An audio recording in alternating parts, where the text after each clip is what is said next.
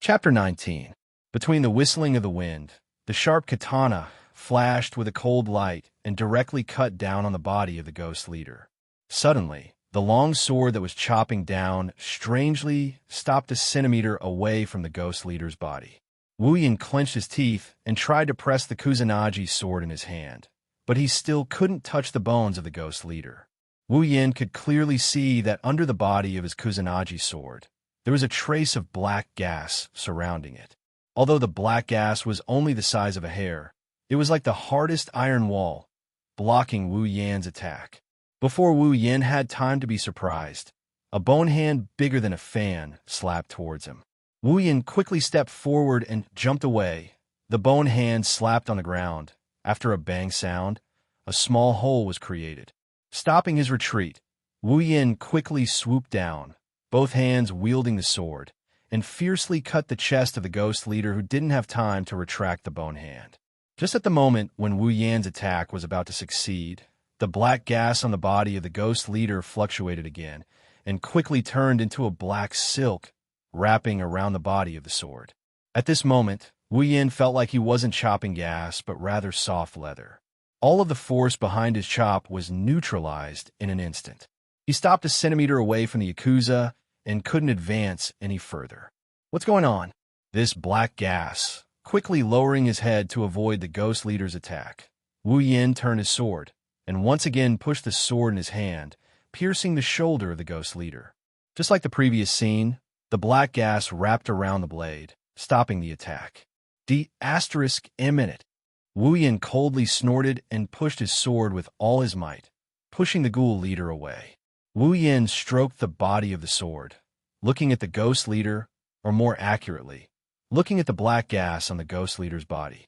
Originally, in Wu Yan's imagination, with the mass armament and Kusanagi sword, mastering the Kendo mastery attack, complete memory to find the weakness, and chaotic return to Horizon dance to kill. Even if the opponent is a level higher than him, he should be able to match the opponent. And the previous slash that even the ghost leader couldn't react to just confirmed Wu Yan's guess, but unexpectedly, the black gas can actually play a protective role. It's completely different from a simple defense, but it played a similar role to the effect of dissipating the power of the attack. After several attacks without any results, Wu Yan can't help but secretly angry. His speed is faster than the opponent, but his attacks are like decorations. In the end, he will be the first one to be tired. It's really worthy of being the same family as the skeleton and the wandering soul from before. Even if I'm the only one left, they still intend to use the method of exhausting me to death. Really King wretched. He. The ghost leader tilted its neck with a strange smile. Its mouth quickly opened and closed, making a ga sound. Then it floated in the air and rushed towards Wu Yan. Twisting his body to avoid the ghost leader's attack, Wu Yan slashed the sword in his hand at the ghost leader's back. The attack was once again dissipated by the black gas. The ghost leader suddenly turned around, and like a missile, it once again collided with Wu Yan. Wu Yan awkwardly leaned over, avoiding the ghost leader's attack. The ghost leader turned around again. In an instant, the ghost leader was like a bone-homing missile, continuously colliding with Wu Yan. Wu Yan could only dodge and dodge. The situation suddenly reversed. Wu Yan, who previously held the initiative to attack, now can only passively defend and dodge. Seeing the ghost leader continuously attacking him, Wu Yan's expression became more and more unsightly. It's not right to attack, but it's also not right to not attack. What should I do? Wu Yan's body stared at the ghost leader's body, attempting to use complete memory to memorize all of its attack methods, then find its weakness. Following the ghost leader's bone bombardment, more and more holes appeared on the ground. The entire underground hall emitted bursts of explosive sounds. Dust flew everywhere. Huff! Huff! After dodging the ghost leader's missile attack again, Wu Yan lightly panted. The ghost leader was obviously not afraid of his attack, and its marionette-like movements were so unpredictable. If not for his complete memory ability to memorize its movements, Wu Yan would have been attacked by now. From the holes on the ground, it was obvious that being attacked was not a joke. If I don't change the situation, I'll be dead for sure. There's no other way. I can only attack. With a strong grip on the sword hilt, the surrounding atmosphere began to fluctuate, then turned into small gusts of wind, wrapped around the blade of the Kusanagi sword. And as the wind increased, it became more and more solid, and at a certain moment, the surrounding atmosphere became a circle of light that surrounded the blade of the Kusanagi sword. Wu Yin stepped on the ground, rushed towards the ghost leader, and only when he was about to collide with the ghost leader's body did Wu Yin raise his sword and slashed at the ghost leader. Chaotic returned to Horizon Dance. Bang! The arc-shaped sword energy enveloped the ghost leader, and at the same time, a huge muffled explosion sounded, and then the ghost leader was sent flying by the arc of sword energy, crashing into the wall, and countless stones fell, burying it in the middle of the pile of stones. Did it work? Wu Yin stood with his sword, panting slightly as he looked at the falling stones, which were slowly getting taller. To be honest, if even the chaotic return to Horizon Dance did not work, Wu Yin really had no other way. Other than running away, he could only find a solution from the system.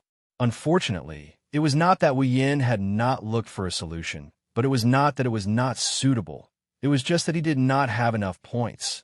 So this chaotic return to Horizon Dance was also a gamble. Although there was a hopeful expression on his face, Wu Yin knew that perhaps this attack really did not work, because the pressure in his heart did not lessen at all since the beginning of the battle. Suddenly, Wu Yin's pupil shrank, and he bitterly smiled. In the pile of stones, the ghost leader was like a worm, slowly crawling out of the pile of stones, and after getting out of the pile of stones, it looked up, laughing strangely, and slowly crawled towards Wu Yin. His body tensed up. Wu Yin raised his Kusanagi sword, facing the ghost leader, and his eyes flashed with determination. There was no one who was not afraid of death. Wu Yin was also afraid, and very afraid. But in order to continue living, in order to once again step on the land called Spalier World, in order to rush back to cook for Kaishisama, he could only fight. Bending down, Wu Yin prepared to rush forward, but suddenly his eyes narrowed, and a trace of surprise flashed across his face, and then he happily laughed. The ghost chieftain completely violated the law of gravity. Its body that was on all fours suddenly flipped over. Then, like a machine, it twisted its body that was full of bones in the air into a standing position. The black gas on its body violently fluctuated. Compared to before, there was not much change, but Wu Yin, who has complete memory, clearly remembered before the ghost leader was attacked by the chaotic return to Horizon Dance. Compared to now, the black gas on its body was a little thinner. In other words, the black gas protection has a limit. Slightly smiling, Wu Yin puffed up his chest, and with both hands holding his sword, he forcefully stepped on the ground and rushed forward. In the blink of an eye, Wu Yin arrived in front of the ghost leader. A cold light flashed in his eyes, and the long sword lit up, and then he slashed in an arc. Chaotic returned to Horizon Dance. An intense collision sound rang out, and the ghost leader was sent flying backwards, about to hit the wall again. But Wu Yan's figure once again appeared in front of the flying ghost leader, and the flickering long sword once again fiercely chopped down. Chaotic returned to Horizon Dance. The arc of the sword force sent the ghost leader's body crashing into the wall, and the ghost leader let out a strange cry, and its entire body crashed into the wall, leaving only a skull outside the wall. A katana with a glowing light once again appeared above the ghost leader's head, and the moment the ghost leader raised its head, the katana chopped down on its head. Chaotic returned to Horizon Dance. The wall exploded, and rocks of various sizes flew through the air. Then they smashed into the ground, kicking up a cloud of dust. At the same time, countless craters appeared on the ground, causing the ground that was already full of craters due to the impact of the ghost chieftain to once again become extremely miserable. Wu Yin panted heavily as he looked at the ghostly boss lying in front of him. Although the ghostly boss is still intact, the black miasma surrounding its body has completely disappeared, leaving only its bones behind. Wu Yin smiled tiredly. In less than 5 seconds, Wu Yin had used Chaotic Return to Horizon Dance 3 times in a row. Although Chaotic Return to Horizon Dance was a pure sword attack skill, and did not require the support of Do Chi or magic, it still consumed a large amount of Wu Yan's stamina. However, everything was not in vain. That sponge-like gas had completely disappeared, and it could be considered worth it. Ding! Congratulations to user for leveling up. Current level, 30. A level 30 Ghost Leader allowed Wu Yan to level up once again from level 29. Reaching level 30 is the equivalent of Tier 4 in the Spalier world. Stretching his arms that were filled with strength again, Wu Yan, who was exhausted, nodded in satisfaction. Leveling up twice in a day, the higher the level, the higher the experience requirement. This was something that had not happened in a long time. Holding the Kusanagi sword, Wu Yan walked in front of the Ghost Leader and looked at the Ghost Leader that had already lost its ability to move and was speechless. It seems that the black gas was the power that supported its movement, and without the black gas, it could not move at all. Really, at that moment, Wu Yan could only helplessly spread out his hands and smile. Brother, I'm sorry. Even though we don't have any grudges against each other, you're a ghost, and I'm a human. Humans and ghosts walk different paths. For my mission, I can only let you die once more. Don't blame me. Remember to be a good person in your next life. Huh? Why do I feel like I've said the same thing before? Forget it. With a helpless expression, Wu Yan raised his sword and with a forceful chop, he chopped off the head of the Yakuza leader. Ding! Mission 2 completed. Obtained 10,000 equipment points, item points, ability points, and summoning points. Ding! Obtained a mysterious crystal fragment. Ding! Mission 3 activated. Wu Yan's face froze when he heard the system notification. Killing a monster to drop a treasure? That doesn't make sense. Why didn't it happen before? Feeling a gaze on his empty hand, he quickly opened his hand to reveal a beautiful white crystal lying on his palm. It's radiating a golden glow. It's enough to make anyone lose their mind. Too bad, it's just a fragment. Mysterious crystal fragment. Dungeon World. Whirlwind Butler Dungeon Mission. Clear. Mission 1. Enter the White Emperor College and become a student of the White Emperor College. Completed. Mission Reward. 1,000 equipment points, item points, ability points, and summoning points. Mission 2. Kill the Ghost Leader in the White Emperor College's old school building. Completed. Mission Reward. 10,000 equipment points, item points, ability points, and summoning points. Mission 3. Find another mysterious crystal fragment and combine it into a complete mysterious crystal mission reward. Randomly draw a reward from equipment, item points, ability points, and summoning points. Find another crystal fragment. Who knows where it is? Forget it. I should go back and cook for Chuju, or else she will be angry again. Sighing, Wu Yan put the crystal shard into his S.P.A.C. ring and left in a hurry. Chapter 20. When Wu Yan returned to Chuju's house, the sky was already dark. Wu Yan looked at the door in front of him, but he didn't have the courage to open it. It's not dinner time yet, but it's not that far off. Let's not talk about what will happen if Wu Yan comes back late. Let's not talk about how he's going to explain himself if Inajiko asks where he went. If it's dinner time and the table isn't filled with dishes, then Kaishu-sama will definitely throw him over her shoulder in a fit of rage. Wu Yan really regretted turning the president into a foodie. In the end, he would be the only one hurt. If Inajiku was waiting for him at home, then he would accept it. But reality is cruel. What Hinajiku is waiting for is nothing more than a delicious meal. With a sigh, Wu Yan tensed up his body, ready to become a sandbag at any time. Then, he pushed open the door as if he was going to die. "Alala, you're back. Yenkin." The delicate voice of a girl startled Wu Yan. After seeing the owner of the voice, Wu Yan breathed a sigh of relief and said with a smile, "Ah, I'm back late. I'm so sorry, madam." Chuju's mother stared at Wu Yan with a smile. Under Chuju's mother's gaze, Wu Yan trembled. He felt like he was completely seen through. Chuju's mother covered her mouth and chuckled. She looked at Wu Yan and said, "I don't mind. However, Wu Yan, Kun, shouldn't you prepare dinner for us?" Well, it wasn't just the president who was raised as a foodie. Even the president's mother was raised as a foodie by Wu Yan. "I'm about to prepare. Wu Yin laughed dryly and then hurriedly asked, "By the way, where's Miss?" She's in her room. She was just talking about you." "Little Wu Yin Kuan, shouldn't you go up and take a look?" "For your own sake." Hee hee hee. Looking at Inajuku's mother's black-bellied smile and hearing the way she addressed him, he gulped and giggled like an idiot. "Then, I'll go up and take a look. Be careful," Chuju's mother kindly said to Wu Yin. As for what she should be careful of, Wu Yin could guess. Wu Yin fell silent. Then, he endured the numbness in his scalp and walked towards Chuju's room. Should he go in with a smile on his face?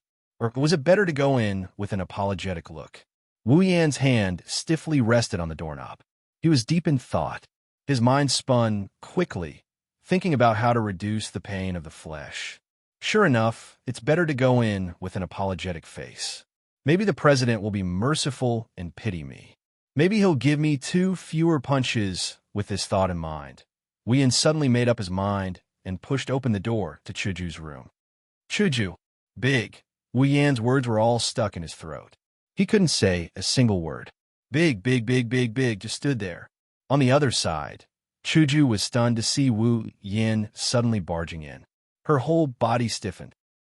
She held a piece of clothing in her hand and couldn't move at all. Gue Chuju's pink hair was coiled on top of her head, and her skin was white and tender, as if it was shining. It made people want to go up and touch it. Her cheeks were flushed. It made the usually dignified Gue Chuju look even cuter. The moment Wu Yin barged in, the clothes in her hands fell to the ground. Just like that, Sir President maintained the posture of holding the clothes, facing Wu Yin, not a single piece of clothing. Really not a single piece of clothing. The scene fell into silence. Wu Yin and Chuju stood facing each other, looking at each other, completely unable to react. Wu Yan's heart was filled with tears. So, the melodramatic love story will really happen to the main character. I can die without regrets. Maintaining his motionless posture, Wu Yan's eyes quickly turned, looking at Sir President's body from head to toe. At this time, Wu Yan couldn't help but sigh. Fortunately, he exchanged for the complete memory ability. After storing this beautiful scene in his mind, Wu Yin nodded in satisfaction. When his gaze fell on Chuju's chest, his face was filled with regret. Chuju slowly reacted, and her face was immediately covered with pink. Her body trembled under Wu Yan's gaze, and a trace of pink appeared on her skin. Just as she was about to scream, she saw Wu Yin looking at her chest with a regretful expression. Chuju's blushing face was instantly filled with shame and anger. With a blushing face, Chuju vigorously stepped on the floor and walked in front of Wu Yin. She didn't care that she was naked, and just like that, she approached Wu Yin, grabbed his collar, and angrily shouted, "Don't you know how to knock? Also, look at your regretful expression. Is there something you're dissatisfied with?" In the roar, Wu Yin finally moved his gaze away from Chuju's body. Looking at Chuju's red face and fiery eyes, Wu Yin shrunk his head and swallowed hard. Seeing that Chuju was about to explode, Wu Yin quickly shouted, No, there's nothing to be dissatisfied with. Chuju, you're very good, very beautiful, very charming." Chuju's face reddened again, and her anger didn't diminish at all. "Don't think that I don't know what you're thinking. Don't you think that I'm small?" Wu Yin hurriedly waved his hand and hurriedly persuaded, "Chuju, don't be angry. Small also has its charm, and flat breasts are also a rare resource. Nowadays, many men actually prefer small girls. You don't have to care about this at all." Looking at Wu Yan's anxious look, the anger on Chuju's face slowly subsided. Her face was red, and she asked hesitantly, Really? Really, it's absolutely true. At least I like it very much, very much, very much.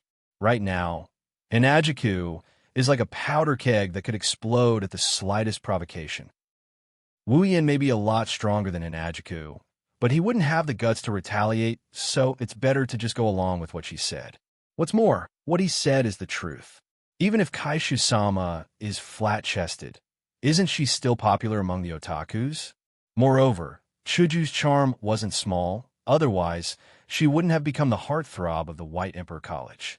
Moreover, flat breasts were really a rare resource, Wu Yin wasn't wrong about this after saying that. Wu Yin shifted his gaze to Chuju's body again. It would be a waste if he didn't look at it. Anyway, she didn't care about it. She was just standing in front of him like this, so it was better to let his eyes take advantage of her. However, Wu Yin didn't know that his words "I like it very much" had a huge impact on Chuju. Chuju was slightly stunned, and a strange feeling arose in her heart. The anger on her face had completely disappeared, and only shyness remained. Letting go of Wu Yan's collar, Chuju took a few steps back. When she was about to say something, she saw Wu Yan's drifting eyes on her body. Suddenly remembering that she wasn't wearing clothes, Chuju was so shy that she wanted to die. She hurriedly pulled up the clothes on the ground to block the substantial gaze and covered her white and tender body. Chuju anxiously shouted, "Hurry up and get out!" Wu Yan sighed a few times, and a regretful expression appeared on his face again. His eyes were filled with reluctance. Chuju wanted to cry, but no tears came out. She could only pick up the items beside her and throw them at Wu Yan. "You're still looking. Hurry up and get out." After dodging Chuju's attack, Wu Yan smiled brightly a few times. He quickly closed the door and wiped the sweat on his head. "Oh my God, this is too exciting. I thought I would be beaten when I came back, but I didn't expect that I would be rewarded instead. And I completed the second mission today, leveled up 2 times, and even received the benefits from the president. Today must be my lucky day. Should I walk around the streets and see if I can get lucky with girls?" Wu Yan stood at the door of Chuju's room, thinking and laughing wretchedly. Pa! Chuju's door slowly opened, revealing Chuju's blushing face. Chuju put on her childish pajamas and walked out of the room. Her eyes were fixed on Wu Yan. Wu Yan laughed dryly and took a few steps back. "Don't tell me she wants to settle the score later. Forget everything you've just seen." Hinajika spat in anger. Hearing this, Wu Yan quickly retorted, "How can I do that? I can't forget it for the rest of my life." Hearing such a shameless answer, Chuju lowered her head. Her bangs covered her eyes, and her whole body trembled. At this time, Wu Yan already felt the arrival of a bloody storm. Looking at Chuju's expression, Wu Yan felt a little scared. At this moment, Wu Yan could only say, "I can't forget it, but I will never tell a second person." Following Wu Yan's words, the two became silent at the same time. After a moment of silence, Chuju raised her head and looked at Wu Yan. "Really? It's true, it's absolutely true. Not only is it absolutely true, but it is also confirmed by millions and billions of people. Who would share this kind of benefit with others? This kind of thing, it is enough to secretly laugh about it. Not to mention it is the president's benefit. If I know, and a third person knows, you are dead." The repeated words finally made Chuju struggle out of her shyness.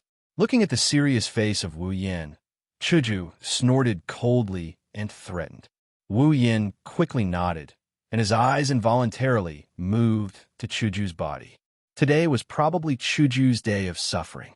The number of times she blushed was almost comparable to the number of times she blushed in her life. Seeing Wu Yan's eyes drifting to her body, Chuju only felt as if she was not wearing clothes. Without hesitation, she raised her hand and blocked her chest. Chuju glared at Wu Yan. "What are you still looking at? Do you want to look a few more times before you are happy?"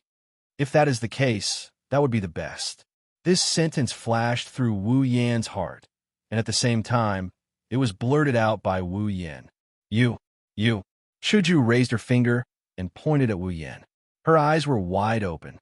As the president of the student council of the aristocratic school, and in the White Emperor College, where etiquette was very important, Chuju had never seen such a shameless person. Originally, in her imagination, she should ask him to forget everything, and then, under her dignity, Wu Yan could only agree. Who would have thought that Wu Yan was shameless to this extent? Chuju was led by the nose by him, and now she was in this situation. She's angry. She's really angry. Very quickly, Hinajika told him what she meant by, "You won't die if you don't court death." The president was furious. He raised his iron fist of justice and punched Wu Yan's face. He fell to the ground and hit Wu Yan's face until it was like a peach blossom. After stomping on it a few more times, Hinajiku turned around and walked into the dining room. After Chuju left, Wu Yin opened his eyes. As a level 30 superhuman, how could he be defeated by a level 18 Chuju with a single punch? That punch was obviously held back. Wu Yin is just going along with Hinajiku's wishes and played dead. Otherwise, Hinajiku might have really fainted from the shame and anger she felt. Phew, this feels more tiring than fighting those dead ghosts. Wu Yin rubbed his chest and sighed. But if he could, he would rather use the experience he got from fighting ghosts to buy more benefits like this. Chuju's body, excluding the factor of her breasts, is really... Phew! Speechless, giggling like a wolf, he flipped over and stood up. He followed Hinajiku, but he quickly stopped. The food hasn't been prepared yet. Chapter 21. Ever since Kaishu-sama gave Wu Yin benefits, the normal Kaishu-sama has become abnormal. Why did he say so? That's because Kaishu-sama used to maintain a very spirited look on her face. Her face was filled with dignity, and from time to time, you could see the flames of anger flashing across her face. Although Wu Yin would sometimes make her laugh, but ever since Wu Yin met Hinajiku, he has never seen Hinajiku blush. This was a normal state. This abnormal state only appeared after Wu Yin took advantage of Kaishu-sama. Every time she saw Wu Yin, Chuju's face would blush. Even though several days had passed since that day, Chuju still hadn't come out of the shadow of that day. Every time she saw Wu Yin, she would be the first to blush. Moreover, when the two chatted in the past, they were talking and laughing. But now, as long as they chatted, it was basically Wu Yin talking, and Chuju lowered her head and listened to Wu Yin obediently. This made Wu Yin's heart couldn't help but be troubled because he really couldn't figure out what Chuju was thinking. Countless times, Wu Yin pondered in his heart, but the result was only one sentence. A woman's heart. Don't guess. Just like today, after breakfast, the two were ready to go to school. Wu Yin swallowed the last bite, then walked out and saw Chuju standing at the door waiting for him. I'm done. Let's go. When Chuju saw Wu Yin coming out, her face couldn't help but blush, making Wu Yin feel emotional. What a pure girl. After so many days, she is still thinking about what happened that day. This is absolutely right. It's easy to say. Chuju turned her head a little unnaturally and said softly, Then, let's go. We're going to be late. Looking up at the sky that had just lit up, Wu Yin nodded seriously. Well, we're going to be late. Along the way, Wu Yin kept looking for topics to tease Chuju, and Chuju listened to Wu Yin without saying a word. Then, she kept laughing, making Wu Yin's balls hurt. After arriving at the White Emperor College, Chuju finally recovered from her stroke state. She was looking at someone in front of her with a look of disbelief. The person had just gotten out of a very luxurious car. She was a petite girl, not an adjective, really petite. She looked to be 12 or 13 years old. Her blonde hair was tied into two thin and very long ponytails. She looked at the White Emperor College with a look of disgust, as if it wasn't a college, but a mental hospital. Behind her, a beautiful girl with long hair so black that it was almost blue walked down. She was wearing a kimono and was about the same age as her. At this moment, she was looking at the girl with two ponytails in front of her with a gentle expression. She raised her hand that was holding the long sleeves of her kimono and covered half of her face. She looked like an elegant little princess from ancient times. Zhao! Chuju shouted in surprise. Hearing Chuju's voice, the two girls turned their heads at the same time and saw the surprised Chuju in Wu Yin's expression. What? It's you, Chuju. The girl called Zhao by Chuju said expressionlessly when she saw Chuju. What's with your expression and reaction? Chuju's mouth twitched. Good morning, Miss Chuju. Good morning, Ichang. That's right. These two were the famous young ladies of the Sanshin Academy, Zhao and Itsunomiya Izumi. Zhao of the Sanshin Academy. Level 0, Itsunomiya Izumi. Level 30, Zhao of the Sanshin Academy, the only daughter of the Sanshin Academy. Just like Lulu, she was doted on by everyone. Although she had a grandfather who liked to tease her, he still doted on her a lot. As the world's #1 female lead and the male lead's butler, how could Wu Yin not recognize this arrogant girl with two ponytails? As for the other one, perhaps she wasn't as famous as Zhao of the Sanshin Academy, but for the current Wu Yin, Itsunomiya Izumi was more interesting. From her level of 30, like Wu Yin, it could be seen how abnormal this genius spirit exorcist girl from the Harem Palace was. She was only 12 or 13 years old, but she was already on the same level as Wu Yin. Although a large part of the reason was that she inherited her family's outstanding bloodline and had extremely powerful spiritual energy for a 12 or 13-year-old girl. What else could we ask for? Wu Yin thought that maybe in the original work, it really was Itsunomiya Izumi who subdued the spirit leader. After all, this girl was level 30 and was about the same as the spirit leader. Her exorcism ability was also used to suppress ghosts. The black gas that was a headache for Wu Yin could be easily dealt with by a simple purification talisman. Without the protection of the black gas, how could that weak skeleton be the genius girl's opponent? Well, perhaps the ghost leader could escape. This way, the chances of survival would be very high. After all, this spirit exorcist girl was famous for being a natural. She could even get lost while taking a stroll in her own courtyard. She was the head of the 3,000 Nunneries C clan. Who are you? The delicate girl with 2 ponytails looked at Wu Yin. Although she said that, from her tone and expression, it seemed like even if Wu Yin didn't answer, it didn't matter. My name is Wu Yin, Chuju's housekeeper. Hello, Miss of the 3,000 Nunnery and Miss of the Harem Palace. At that moment, Wu Yin could only force a smile and say to them, Housekeeper? Okay. The girl's expression finally changed. Even the elegant Yi Chung revealed a shocked expression. Are you sure you're Chuju's housekeeper? Not the other way around? The 3,000 Nunnery said to Wu Yin with a face full of certainty, causing Wu Yin's heart to twitch. What do you mean, Zhao? Chuju said to the girl with a face full of dissatisfaction. After all, the girl's meaning was very clear. She was saying that she was valiant and didn't seem like a girl who needed a housekeeper. On the contrary, Itsunomiya Izumi bowed to Wu Yin and said very politely, Hello, Mr. Wu Yin. All right, a natural girl is still the cutest. I really didn't expect you to come to school. Chuju looked at the girl with a funny expression. After all, the girl in front of her was the super queen who came to school less than 10 times a year. She was a super homebody. I also didn't want to come, but Maria forced me to come. After saying that, she looked at the white Emperor College's gate with a disgusted expression, as if she had met a strange uncle inside. However, Wu Yin knew that she simply didn't want to go out. As a glorious otaku girl, no one could display the word otaku more incisively and vividly than her, at least among girls. This otaku girl spent her school time playing video games, reading manga, and watching anime every day. Unfortunately, because she was too smart, she skipped grades to high school at the age of 13, so no one could control her. Including the main character of the original novel, Seo Ayasaki. Looking at the 2 cute girls, Wu Yin was speechless. Although he was also a lullicon, at most, he was half a lullicon. What he really liked was pretty girls, so he hadn't reached the point where he would take lollipops whenever he saw Lolis. However, Wu Yin felt that he should contact Itsunomiya Izumi.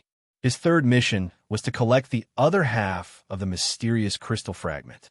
Since this crystal fragment was within the mission scope of the system, and it was also called the mysterious crystal, then it could only have some mysterious power. Perhaps the Harem Palace of the Exorcist clan would know something about this item with mysterious power. Maybe the 3,000-yard centipede could also help her. After all, she had a black pocket watch that could extract souls. Although it was lost now, it was one more way to get the soul of a person. Otherwise, where would he find a crystal the size of a thumb in this vast world? Thus, Wu Yin made a prompt decision to chat with these 2 gods. Taking out the crystal shard from his interspatial ring, Wu Yin said to Yi Chung that, Miss Harem Palace, I want to ask you a question. A question appeared in Yi Cheng's head. She didn't think that Wu Yin, who she had just met, would have any questions to ask her. Xiao and Chuju also looked at Wu Yin in surprise. Their eyes were filled with curiosity. Ignoring the 2 girls, Wu Yin placed the crystal in front of Yi Chung and asked, Miss Harem Palace, Do you know what this crystal is? A white crystal that was clearly broken in half appeared in front of everyone. Even though it was daytime, one could still see the halo on the crystal. Under the illumination of the sun, it was exceptionally beautiful. So beautiful. Beautiful things were very attractive to girls. Although it was only half, the mysterious crystal's beautiful appearance instantly captured Chuju's heart. It is very beautiful. All right, for this rich woman who could even build an amusement park and a swimming pool in the 3,000 nunnery, what kind of beautiful gem hadn't she seen before? Thus, only she could say those words so casually. This is, on the contrary, Yi Cheng's expression was a bit serious. She frowned and looked at the crystal in Wu Yan's hand. What's wrong? Do you know the origin of this crystal? Seeing the slight change in Yi Cheng's expression, Wu Yan revealed a joyful expression. Yi Cheng raised her head and looked at Wu Yan. She said to him seriously, I don't know. Wu Yan's legs went soft, and he almost knelt down in front of this great ant. If you don't know, then why do you have to put on a serious expression? You don't know either? Wu Yan asked helplessly. But this crystal gives me a very strange feeling. It's as if there's some mysterious power inside. Seeing Yi Cheng's distressed expression, Wu Yan was also helpless. If she didn't know, then what could he do? Then, Miss 3000 Nunnery, do you know what this is? I don't know. Very good, very straightforward. Then, have you seen a similar crystal? Wu Yan put away the crystal in his hand and asked with a bit of expectation. Unfortunately, the two of them, including Chuju, shook their heads at the same time. This made Wu Yan a little disappointed. Mr. Wu Yan, where did you get this crystal? Yi Cheng asked Wu Yan.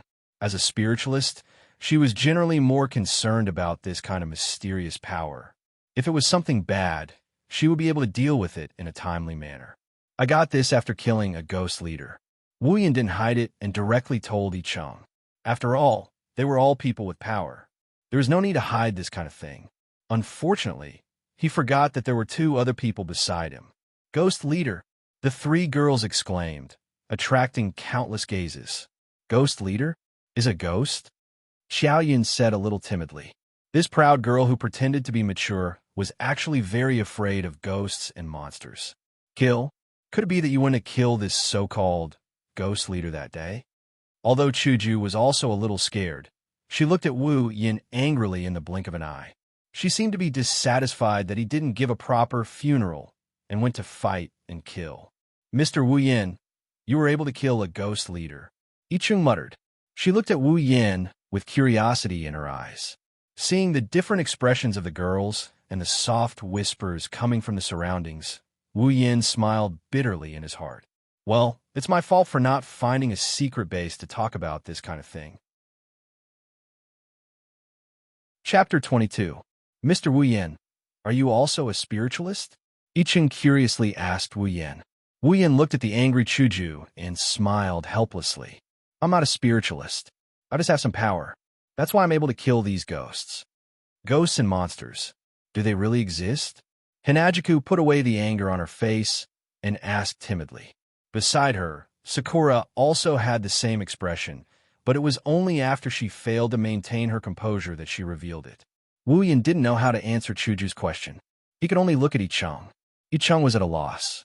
She looked around for a while and decided to change the topic. Mr. Wu Yan, where did you encounter the spirit chieftain? Yi Cheng quickly asked Wu Yan. She also had the same question. Wu Yan pointed at the White Emperor College. The three girls were in disbelief. You're saying you encountered the spirit chieftain in the White Emperor College? Yi Cheng was shocked. Then, he lowered his head. As a spiritualist, he had failed to notice the existence of ghosts in the school that he had to visit every day. It was truly a dereliction of duty. There are ghosts in the White Emperor College. Are you kidding, Yin? Chuju smiled at Wu Yan.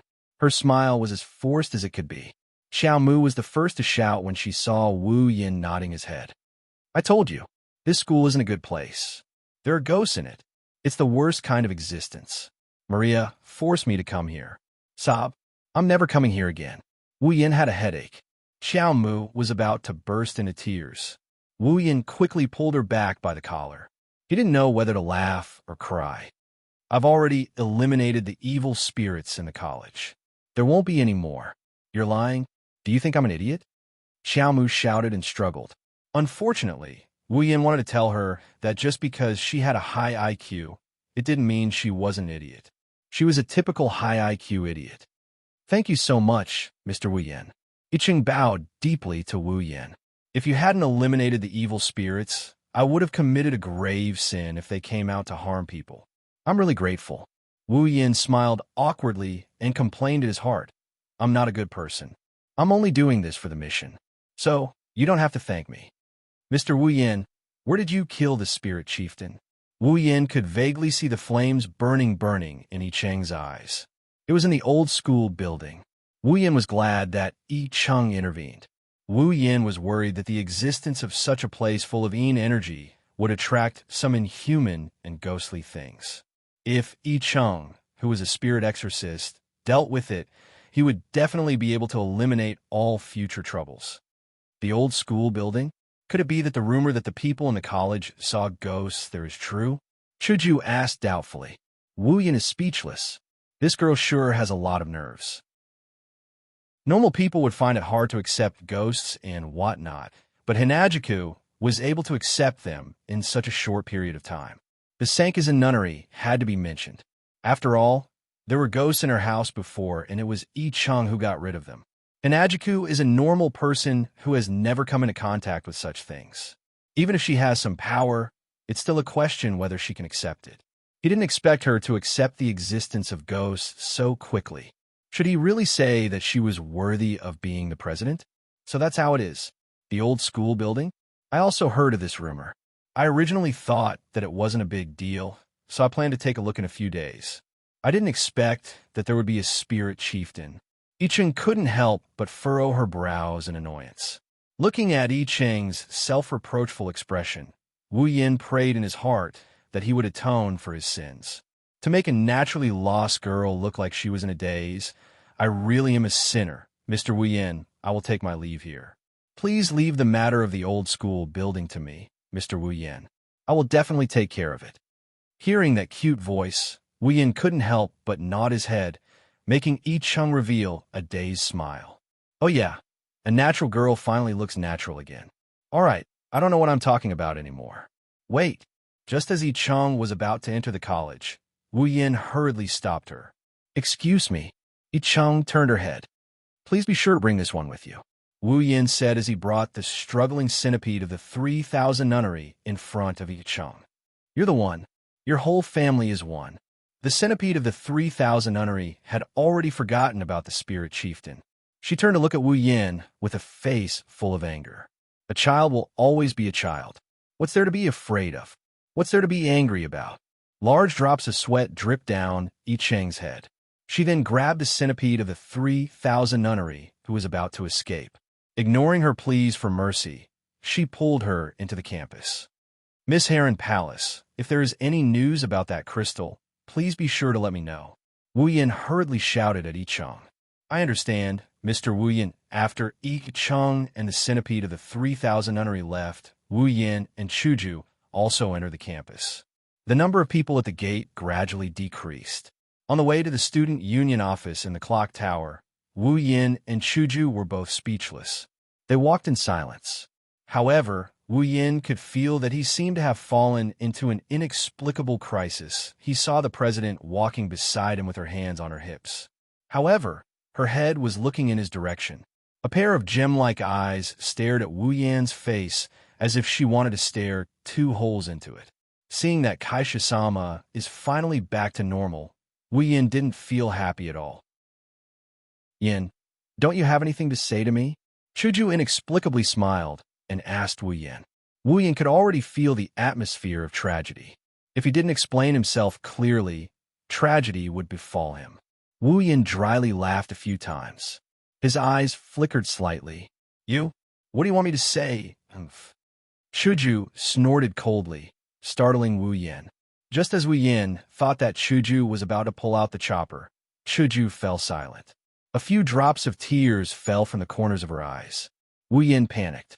Chick, Chuju, don't cry. Don't cry.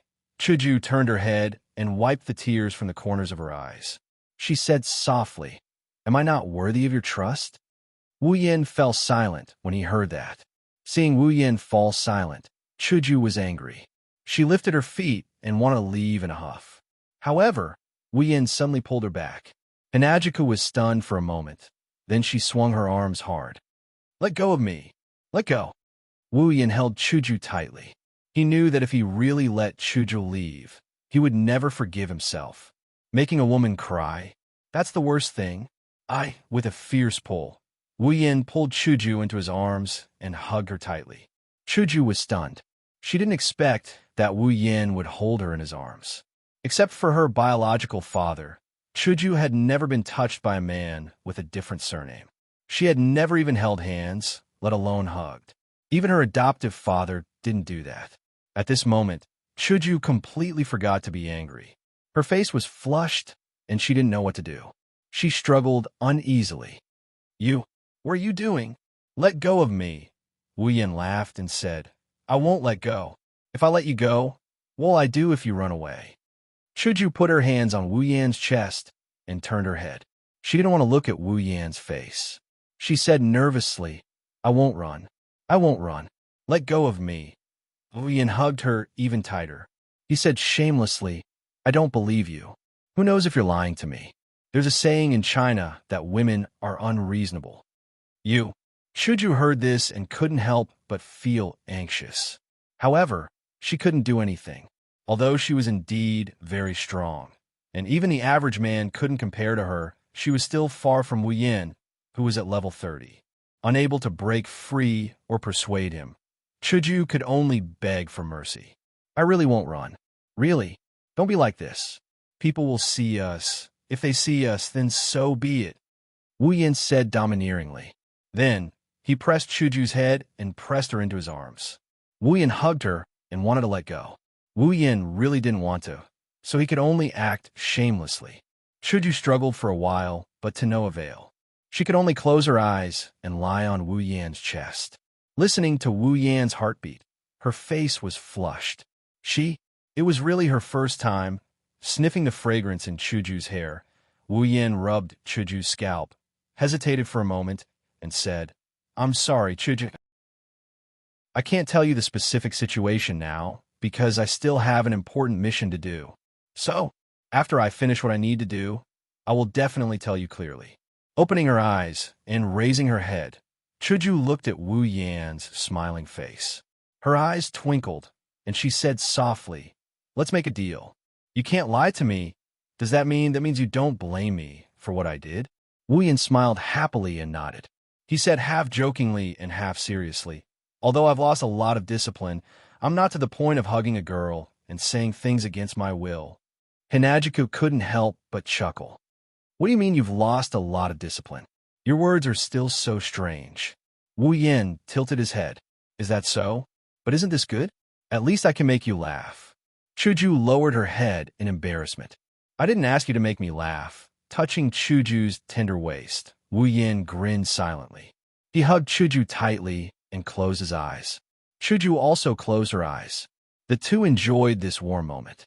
Perhaps even the heavens couldn't stand it anymore, so they sent out the messenger of justice to save the girl in danger. A pitiful shriek rang out. Following the shriek, an unknown humanoid figure fell from a tree not too far away from Wu Yin and Hinajiku. The two who were listening to each other's heartbeat jumped in fright. Chuju hurriedly pushed Wu Yin away, her face red. Wu Yin pursed his lips in dissatisfaction and glared hatefully at the person who interrupted him. He had a head of light blue short hair and was wearing a black Western butler suit. He had a sickly face. He rubbed his head and cried out in pain while his hands tightened as if he was hugging something. Seo, Ayasaki, level 16. All right, the truth was out. The person who interrupted Wu Yan's pursuit was undoubtedly the protagonist of the original novel. How did you fall from the sky? Wu Yin was embarrassed. Chuju also looked curiously at Seo Ayasaki. Seo Ayasaki retorted, I didn't fall from the sky. I fell from the tree. Wu Yin slapped his forehead and said helplessly, All right, student who fell from the tree. May I ask why you fell from the tree? Seo Ayasaki scratched his head awkwardly. I wanted to save a cat that ran onto the tree and couldn't get down, so I climbed up the tree. In the end, the cat suddenly attacked me, so I fell down. After saying that, he let go of his other hand to show the cat inside, indicating that he was telling the truth. The moment he let go, the cat suddenly went crazy and scratched Seo Ayasaki's face until it was covered in wounds. Ah! Chuju looked at Seo Ayasaki with embarrassment. Wu Yin was gloating. Who told you to disturb me? Chapter 23. Wu Yin is pissed that someone interrupted him while he's trying to get a girl, but there's nothing he can do about it. If you want to hit him, he wouldn't mind. However, the original main character Ayuzaki-sa may have had a lot of misfortune in his life, but he's still a good person. Even if it wasn't for no reason, he can't just hit him like that. If you don't want to fight, Wu Yin wouldn't be happy about it. In the end, he had no choice. Well, let's say hello first. After all, he was the protagonist of the original novel. Looking at Seo Ayasaki, who was still immersed in the attack, and the embarrassed Chuju, Wu Yin forced a smile and looked at Seo Ayasaki. Hello, I'm Wu Yin from China. Although I'm a student of the White Emperor College, I'm currently the housekeeper. Nice to meet you. Hearing Wu Yin's words, Chuju reacted and said with a smile, Hello, I'm Gue Chuj. Suppressing the naughty cat in his hand, Rinzaki-sa forced a smile with a face full of red marks. I'm Rinzaki-sa, the housekeeper of the 3000 nunnery. Hello, so you're housekeeper too? The last sentence was obviously directed at Wu Yin. Perhaps it was the first time that Seo Ayasaki saw a housekeeper of the same age as him. His eyes were full of surprise and curiosity. Yes, I'm a housekeeper of Miss Chuju. Wu Yin glanced at Chuju and said with a smirk. Seo Ayasaki was even more surprised. He was the housekeeper of the beautiful pink-haired girl? No wonder Seo Ayasaki was so surprised. After all, he clearly saw the two of them hugging each other intimately. He thought that they were a couple, perhaps understanding Seo Ayasaki's meaning. Chuju blushed and glared at Wu Yin with dissatisfaction. It wasn't clear if she was dissatisfied with his forceful hug or his introduction. So, Yasaki-kun, what are you doing here? You don't seem to be a student of the school. After Seo Ayasaki's antics, Chuju's shy mood finally eased a little. However, Chuju was very curious about Seo Ayasaki. She released the cat in a fluster, and then she told Hinajiku and Wu Yin in an embarrassed manner. Actually, it's because my milady forgot to bring her lunch this morning. That's why I had to bring it over. After hearing Seo Ayasaki's words, Wu Yin suddenly remembered that such a thing did happen in the original work. In the original work, Seo Ayasaki came to the White Emperor College because the centipede of the 3000 nunnery forgot to bring her lunch. However, the process was quite complicated. Just like Wu Yin, he was attacked by the crazy girl as soon as he arrived at the White Emperor College. Unfortunately, he wasn't as strong as Wu Yin. He was only one grade lower than Gue Shiwalu, so it wasn't easy for him to enter the White Emperor College. In the end, Seo Ayasaki sneaked into the White Emperor College with the help of the idiot trio. In the original work, the cat that Seo Ayasaki saved was saved by Chuju. However, because Chuju was afraid of heights, she didn't dare to come down. Therefore, with Seo Ayasaki's help, she landed safely. Then, she was brought to the student union by Chuju. A series of events happened around him. Now, under the influence of Wu Yan's interference, the initial relationship between Seo Ayasaki and Chuju was gone. Wu Yan couldn't help but feel lucky. He looked at Seo Ayasaki with a much kinder gaze. Although Wu Yan was a guy with abnormal luck with women, he didn't think that he would lose to this unlucky guy when he made the first move and was in a favorable position. Moreover, the warm scene with Chuju just now had already made some progress in their relationship. With the previous interactions they had with each other as the foundation, how far could they be from a complete relationship? Therefore, Seo Ayasaki, you open your crystal palace, and I'll open mine. Let's mind our own business. Your crystal palace is so big, but I don't have a single one. The one I have is still in the process of being conquered. Therefore, you don't have a share in Chuju. You can go in peace. Let's not talk about Wu Yan's thoughts. Chuju's expression became uglier and uglier as she listened to Seo Ayasaki's bumpy journey to the White Emperor College. Yasaki-kun, is the person who attacked you at the door and didn't let you in? Is she a woman with light green shoulder-length hair?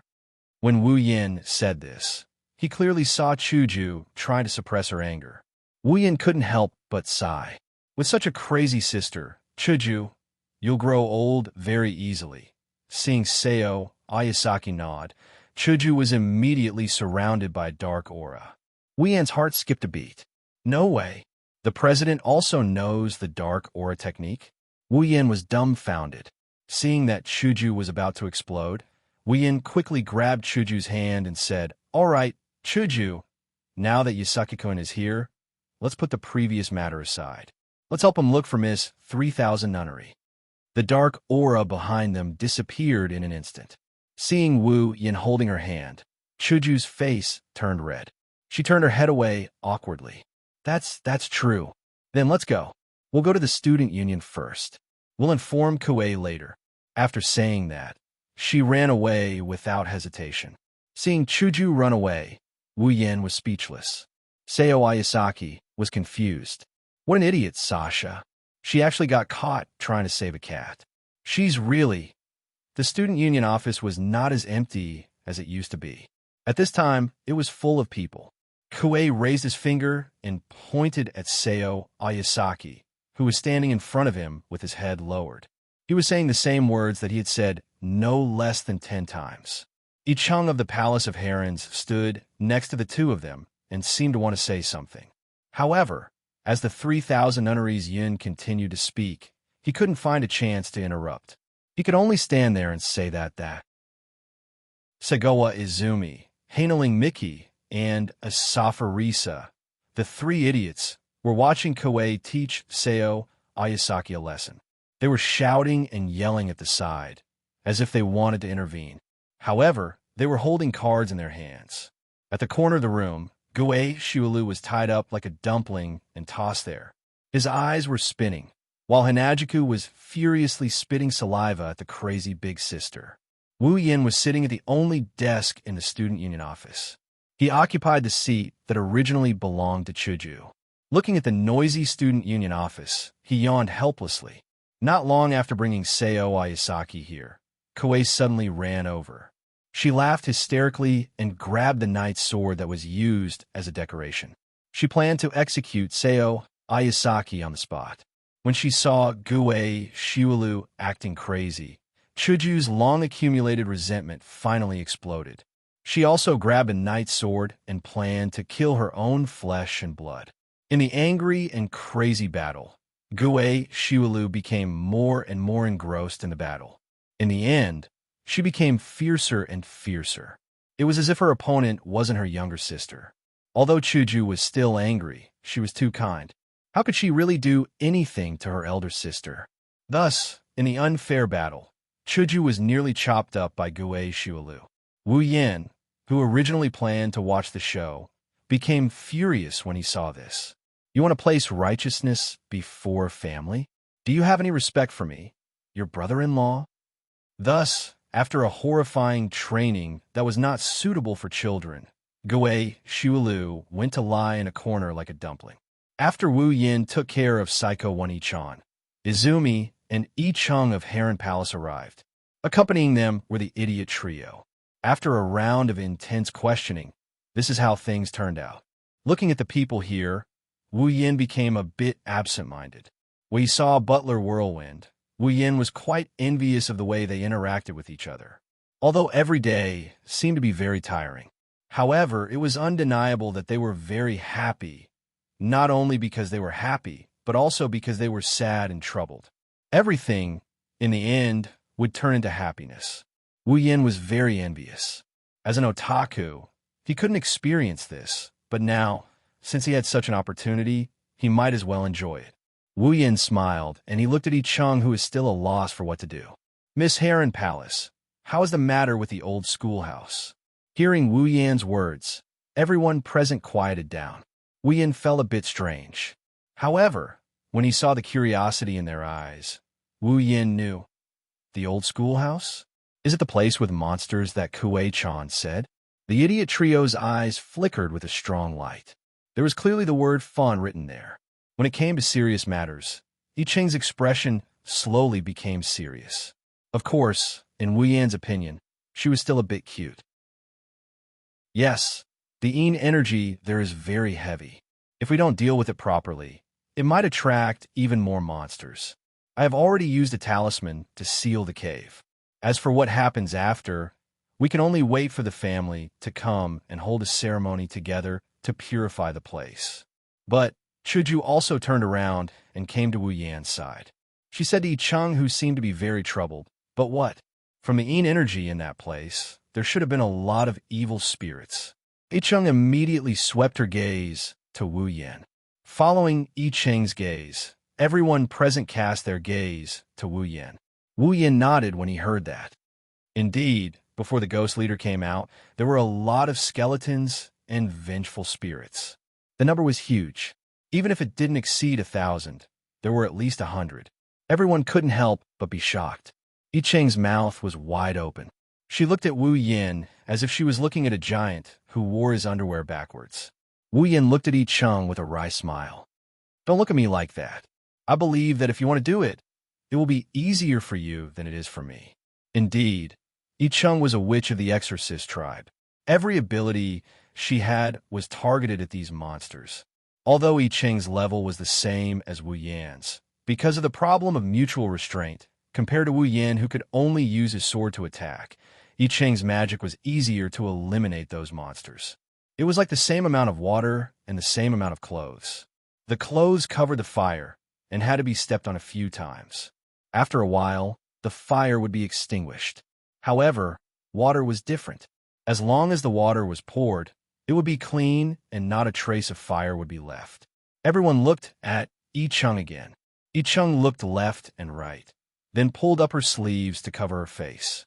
This girl is shy. However, Yi Cheng was really cute when she was shy. Look at Seo Ayasaki, who was staring at Yi Cheng with a blushing face and a dazed expression.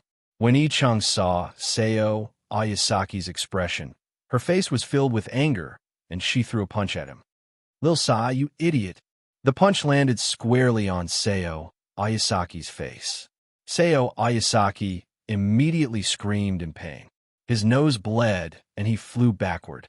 Then, he crashed into Segoa Kwan, who was watching the show from the side. The two of them rolled on the ground. Then, they looked at each other affectionately with a man on top and a woman on the bottom. Yi Cheng's face was green with anger. Her face quickly turned black. "You big idiot." Looking at the abuse in front of him that was unknown to outsiders, Wu Yan was delighted. The original protagonist was only interesting when he was unlucky. Chapter 24. Not long after the farce started, Yi Cheng suddenly spoke to Wu Yan. "Mr. Wu Yan, I would like to invite you to my house. I wonder if you have the time?" Following Yi Cheng's voice, the office suddenly became strangely quiet. The quarreling stopped, the beating stopped, and the screaming stopped. Everyone just looked at Yi Cheng and Wu Yan with eyes full of ambiguity. Of course, other than a certain person, Wu Yan felt a chill run through his body and stiffly turned his head. What he saw was the president with an amiable smile. "This is bad. The favorability is going to be reset to 0. As expected, the main character has to be unlucky to be interesting." Wu Yan's face was covered in tears. Yi Cheng started to panic under everyone's ambiguous gazes and hurriedly explained, "No, it's not what everyone thinks. I just want to invite Mr. Wu Yan to my home because my mother and grandmother are all curious about Mr. Wu Yan's spirit exorcism. So, hearing this, everyone nodded in understanding. Feeling the chill disappear, Wu Yan also let out a sigh of relief. Just now, he was almost taken advantage of. After letting out a sigh of relief, Wu Yan started to ponder. He was still very interested in Yi Cheng's invitation. Not only did he want to see the top fighting power in this world, but he also wanted to complete his mission. The Heron Palace was a famous family in this world. Adding on the fact that they were spirit exorcism, they definitely had a lot of power. If he had to rely on himself to find the crystal, it would be better to ask a big family for help. That would save a lot of effort. thinking about it. Asking them to find a crystal shouldn't be rejected. Thus, Wu Yin nodded and smiled at Yi Cheng. I understand, Miss Heron Palace. I'll visit the Heron Palace tomorrow. Yi Cheng smiled. Then, I'll wait for Mr. Wu Yan's arrival. After school, Wu Yin and Chuju walked home. What was different from usual was that Wu Yin walked behind, while Chuju walked in front. Every time Wu Yin quickened his pace, Chuju would also quicken her pace. However, she didn't stand next to Wu Yin. This made Wu Yin very confused. Did I do something wrong? Chuju, who was walking in front, felt very complicated. She really didn't know how to face Wu Yin. Before Wu Yin, Chuju had never been so close to a man. In the beginning, Chuju was full of hostility towards Wu Yin, who shamelessly boasted that he would pass the White Emperor College's entrance exam within an hour. After all, as the student council president of the White Emperor College, Wu Yan's arrogance was a provocation to her. He was looking down on the White Emperor College. Therefore, Chuju made a bet with Wu Yin in a fit of anger. Later, after getting along for an hour, Chuju gradually realized that Wu Yin wasn't the arrogant person she thought he was. On the contrary, he was very easy to get along with. This made Chuju, who was originally hostile to Wu Yin, gradually change her view of Wu Yin. Chuju couldn't help but be curious about Wu Yin because of the change in her view of Wu Yin and her surprise at his memory. As for the development of the housekeeper later, Chuju just wanted to help if she could. She just wanted to give Wu Yin, who came from another place, a place to stay. Gradually, after getting along with Wu Yin, Chuju understood Wu Yin more. She became dependent on Wu Yin, who made her laugh every day, and Wu Yin's cooking. Chuju gradually regarded Wu Yin as her closest friend. That night, Wu Yin suddenly broke into her room and saw her naked body. Chuju was really angry. She cared a lot about her figure, not about anything else but her breasts. She was almost 16 years old, but her breasts were not as good as some junior high school students. This made her feel very distressed, and also made her feel inferior.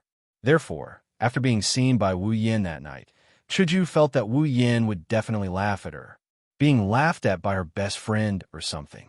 When she saw Wu Yin looking at her chest with a regretful expression, Chuju felt even more inferior. Feeling like she's going for broke, Hinajiku didn't even put on her clothes. She wanted to teach Wu Yin a lesson so that he wouldn't laugh at her.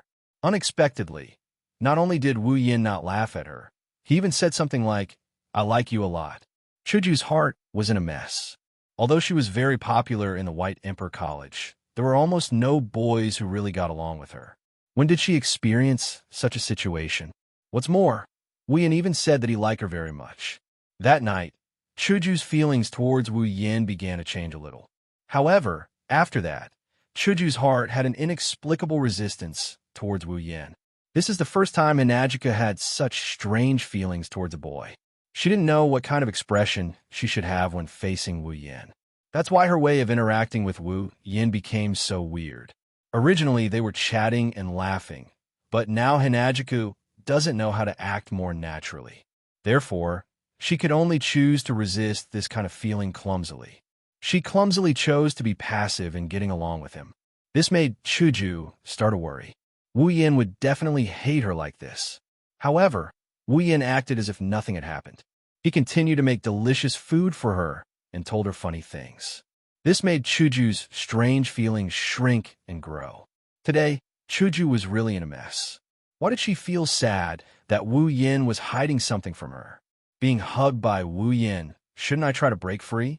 Why did she involuntarily fall into his gentleness? Why did she feel a little unhappy when she heard that Yi Cheng invited Wu Yin to her house? Chuju had always lived a simple life. Her heart was as calm as an ancient well. However, her thoughts were constantly stirring up waves. Hearing this, Wu Yin looked at Chuju and smiled. Chuju couldn't help but have a bad feeling in her heart. Well then, Miss Hinajiku, since you mentioned the terms of the bet just now, shouldn't you abide by the terms of the bet as well? Wu Yin smirked. Hinajika paused for a moment, then said resolutely, "All right, tell me, what are the conditions? I'll definitely abide by them." "Oh," Wu Yin said with a long voice. The smile on his face became more brilliant. Wu Yin slowly moved his face closer to Chuju. Chuju was stunned. Looking at Wu Yan's face getting closer and closer, she seemed to have thought of something. With a bang, steam began to rise from her face. Looking at Wu Yan's face getting closer and closer, Chuju said in a panic, "What are you doing?" Wu Yan smiled and said slowly, "What do you think I'm doing?" Chuju wanted to step back, but behind her was a tree trunk. Wu Yan's body was already close to her, and his head was getting closer and closer. Chuju could only raise her hands and stop Wu Yan's chest. Her face was bloody red, and she said, don't do this." Wu Yan turned a deaf ear, and his heart was wild with joy. Such a good opportunity, such a good atmosphere. If he didn't start the next step, he could just kill himself. Wu Yan wrapped his arms around Chuju's waist and pulled Chuju into his arms. Then, he slowly moved closer to Chuju's lips. Chuju's body began to tremble uneasily.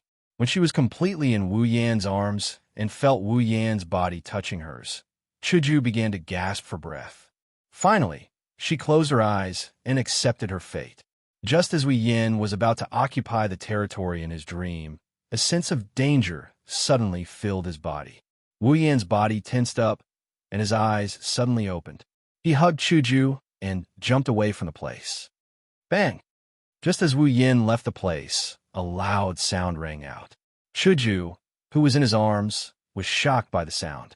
She quickly opened her eyes, and when she saw the thing in front of her, Chuju's face was filled with horror. It was half the size and height of a normal person, wearing armor and holding 2 giant axes in its hands. At first glance, it looked like an armored fatty who was attacking people with axes. However, although the person in front of them had the body of a human, at first glance, no one would see him as a human, because he had no head. Wu Yan hugged Chuju and looked at the attacking creature. His face was expressionless, but his eyes and heart were filled with anger.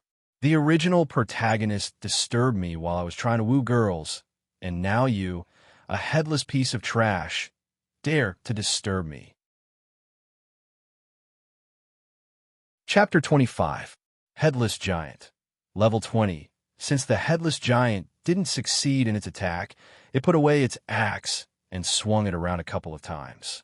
Then it leaned forward and opened its arms wide. It swung its arms at Wu Yan's direction as if it's roaring. Yan, what? What is that? Chuju looked at the Headless Giant with a pale face. She couldn't help but hug Wu Yan as her body trembled slightly. Wu Yan almost forgot that our Kaisha-sama is also very afraid of these supernatural things. Wu Yan smiled bitterly as he felt the trembling body in his arms. He quickly tightened his arms around Chuju's waist and comforted her. It's nothing. It's just a bug. Don't be afraid. Looking up at Wu Yan, Chuju's trembling body slowly calmed down. Although her face was still pale, her fear had lessened a lot. She clutched Wu Yan's clothes tightly, afraid that he would suddenly leave her. Seeing that Chuju was much better, Wu Yan smiled and said, "Wait here first. I'll take care of her and then take you home." Hearing Wu Yan's words, Chuju was a little worried and said, "Will it be okay? Why don't we run?" "No problem. Trust me." Wu Yan kissed Chuju's forehead and said with a smile. Wu Yan's action made Chuju's pale face blush a little. Seeing Wu Yan's determined eyes, Chuju let go and said worriedly, "Then, be careful." Wu Yan nodded with a smile and tightened his arms around Chuju's waist. Then, he let go of Chuju and turned to look at the Headless Giant.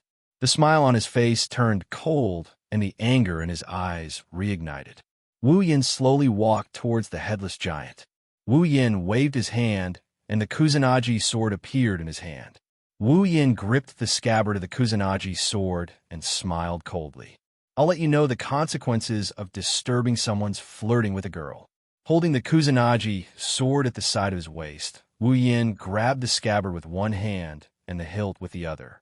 He smiled ferociously and rushed forward. In the blink of an eye, he was in front of the Headless Giant. A cold light flashed, and an arm holding an axe flew into the sky and landed on the ground not far away. The Headless Giant screamed silently. Although there was no sound, the air fluctuated, indicating that Wu Yan's attack was not useless. The headless giant's body shook, and the axe in its other hand slashed toward Wu Yan. "Be careful."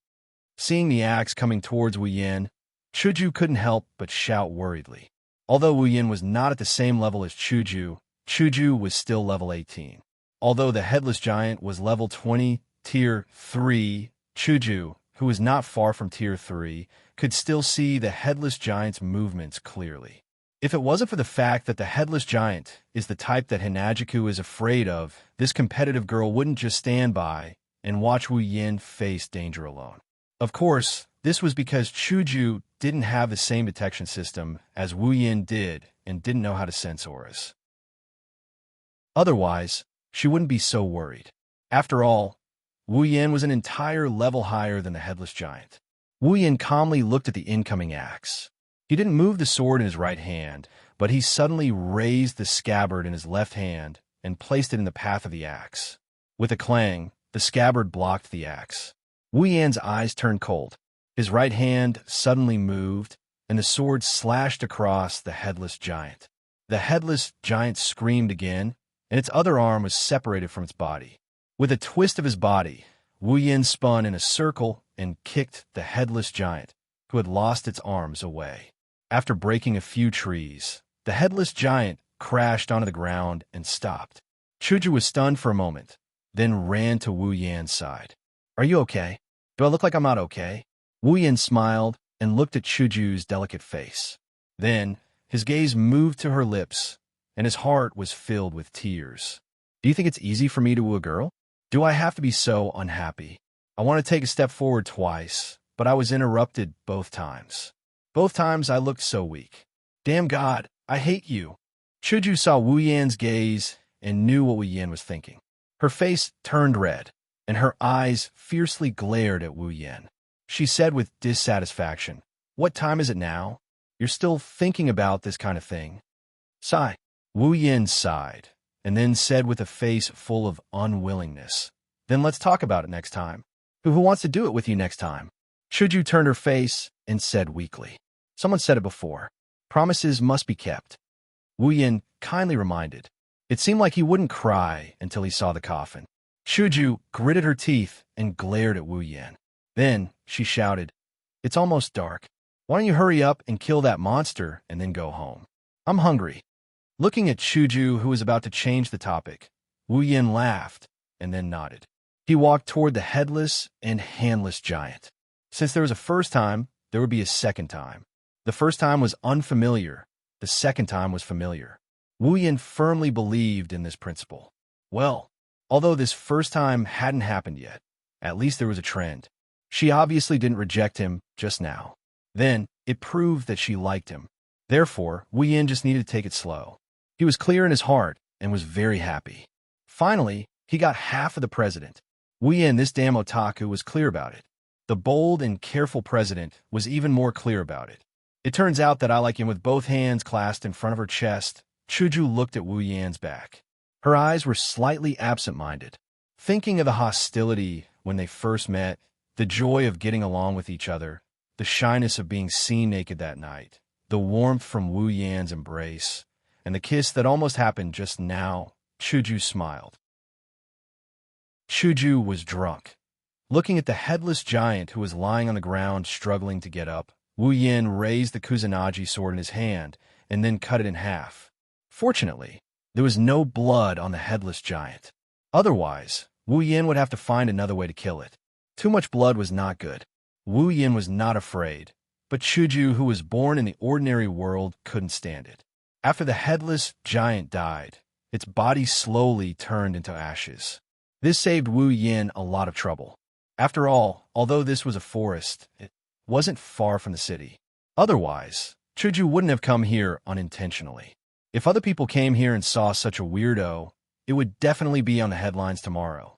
Wu Yan thought that he would have to exchange for something to deal with it, such as corpse dissolving water.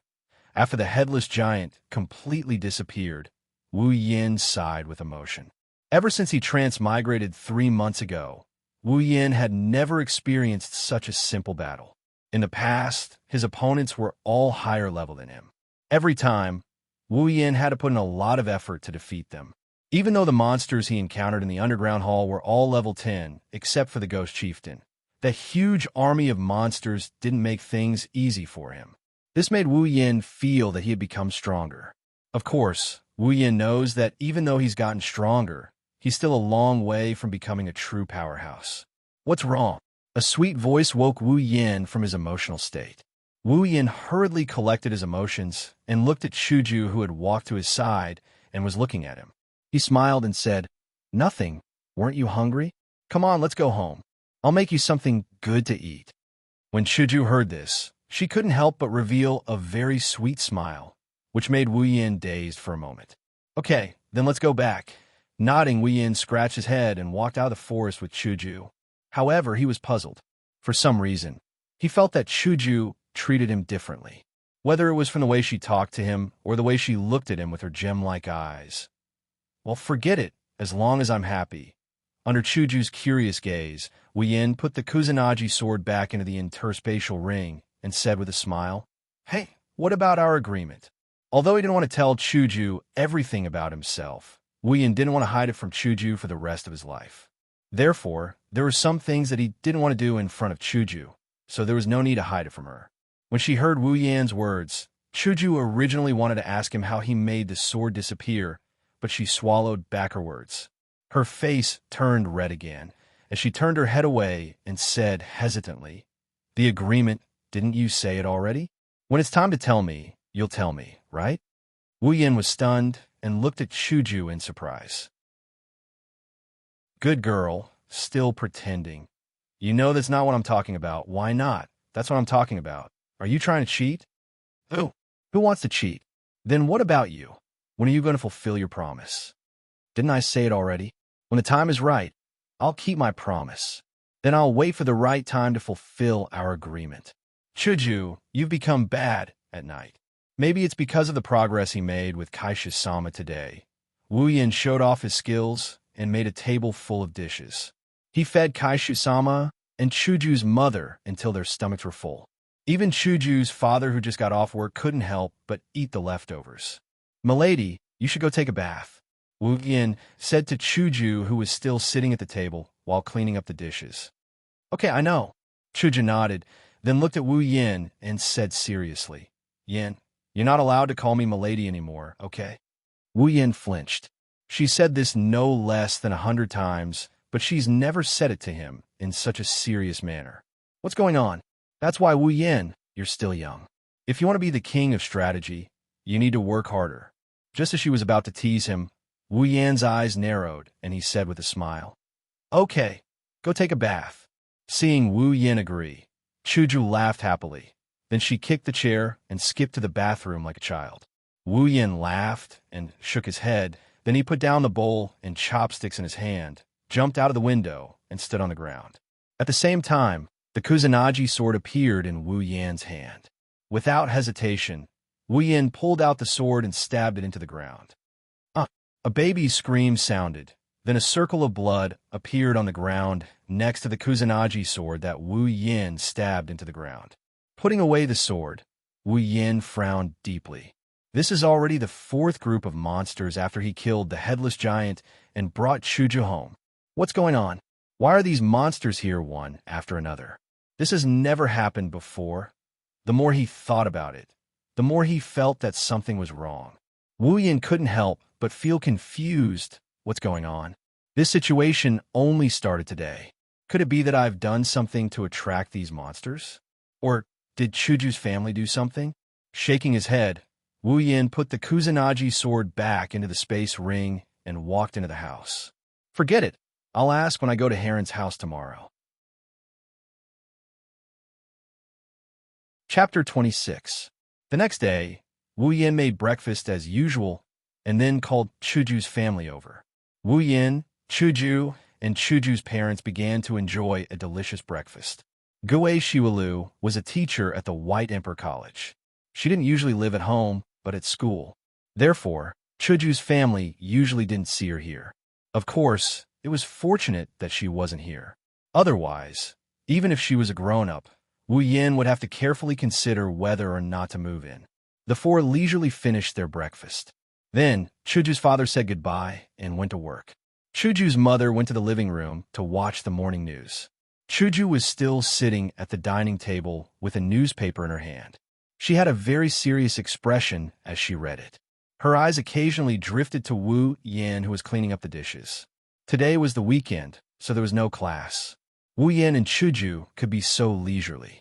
Of course, it was only temporary. All right, I'll go out later. I'll probably be back by noon. After cleaning up the dishes, Wu Yan said to Chuju. Hearing this, Chuju couldn't help but ask, "Where are you going?"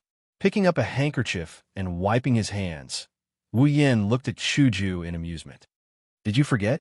Yesterday, I promised Miss Heron Palace that I would visit her house." Icheng. Chuju paused and then fell into deep thought.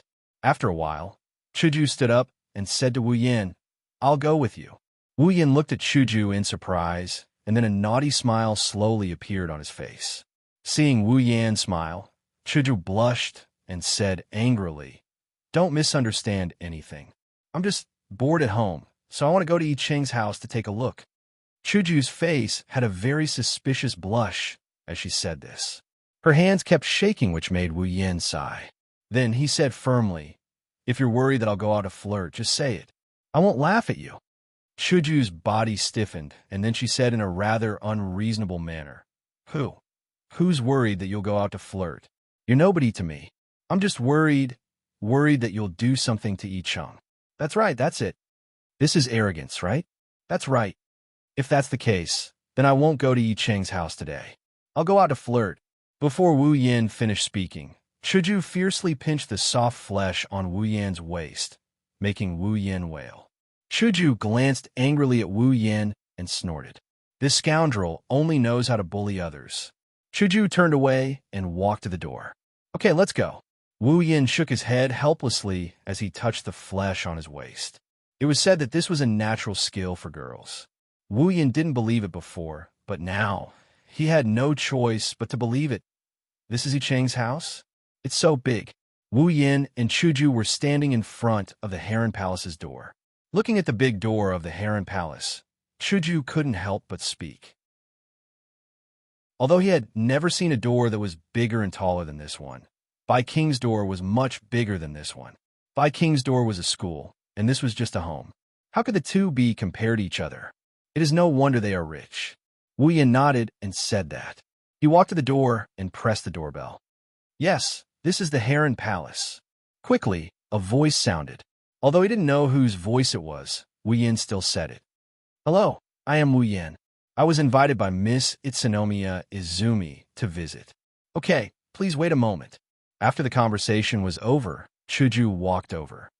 "Wasn't that Icheng's voice?" "I don't think so." Wu Yan scratched his face and said, "It should be a maid or housekeeper. After all, it is a big family." Chuju heard that and nodded.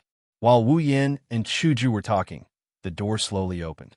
Icheng walked out and approached Wu Yan and Chuju. "Mr. Wu Yan, Miss Chuju, good morning." Just like before, Icheng used the long sleeve of his kimono to lift his mouth. He bowed and spoke to Wu Yan and Chuju. "Good morning, Miss Heron Palace." Wu Yan didn't care much about etiquette, so he just waved his hand. "Good morning, Icheng." Chuju also said with a smile. Although she wasn't very familiar with Icheng, she was much better than Wu Yan. "Please come in with me. My mother is already waiting in the living room," Icheng said to Wu Yan and Chuju. When he mentioned his mother, his smile was a bit forced. Wu Yan found it funny. He knew that Itsunomiya Izumi's mother was a woman who seriously went off the rails. However, Wu Yan didn't find it strange. To be able to give birth to a daughter who could get lost and come to the capital for a walk, her personality should be within Wu Yan's imagination. Icheng brought Wu Yan and Chuju to a living room that was a bit smaller than the square. There, a woman who looked more mature than Icheng, similar to Icheng, but with short hair, was sitting. Her eyes were staring at Wu Yan and Chuju without moving. Wu Yan and Chuju felt a bit numb for being stared at. Icheng also pulled up his long sleeves to cover his slightly red face. He ran to the woman's side in small steps and called out softly, "Mom." Hearing the sound, Icheng's mother turned her head and looked at Icheng. She tilted her head and put on an expression of sudden realization. She smiled and said, "Isn't this I Cheng? When did you come?" "I came from the beginning, Mom." I Cheng looked awkwardly at Wu Yin and Chuju, then said with a bit of anger, "Is that so?" I Cheng's mother shook her head, then raised her hand and rubbed I Cheng's head. She smiled and said, "Really? You can't lie to people. Lying is not a good child." "Mom." Wu Yin and Chuju looked at each other and were speechless. They then looked at I Cheng with sympathy. "It's been hard on you." Hinajiku even felt a sense of empathy. After all, she also has a troublesome older sister back at home, for himself and for others. Wu Yin felt that it was better to go straight to the point. "Greet Madam of Heron Palace. I'm Wu Yin. I came this time to ask you something." I Cheng's mother looked at Wu Yin blankly, then said to Wu Yin, "Ask me? Do you want to ask about the secret of maintenance?" "Actually, I want to ask Madam if you recognize this crystal."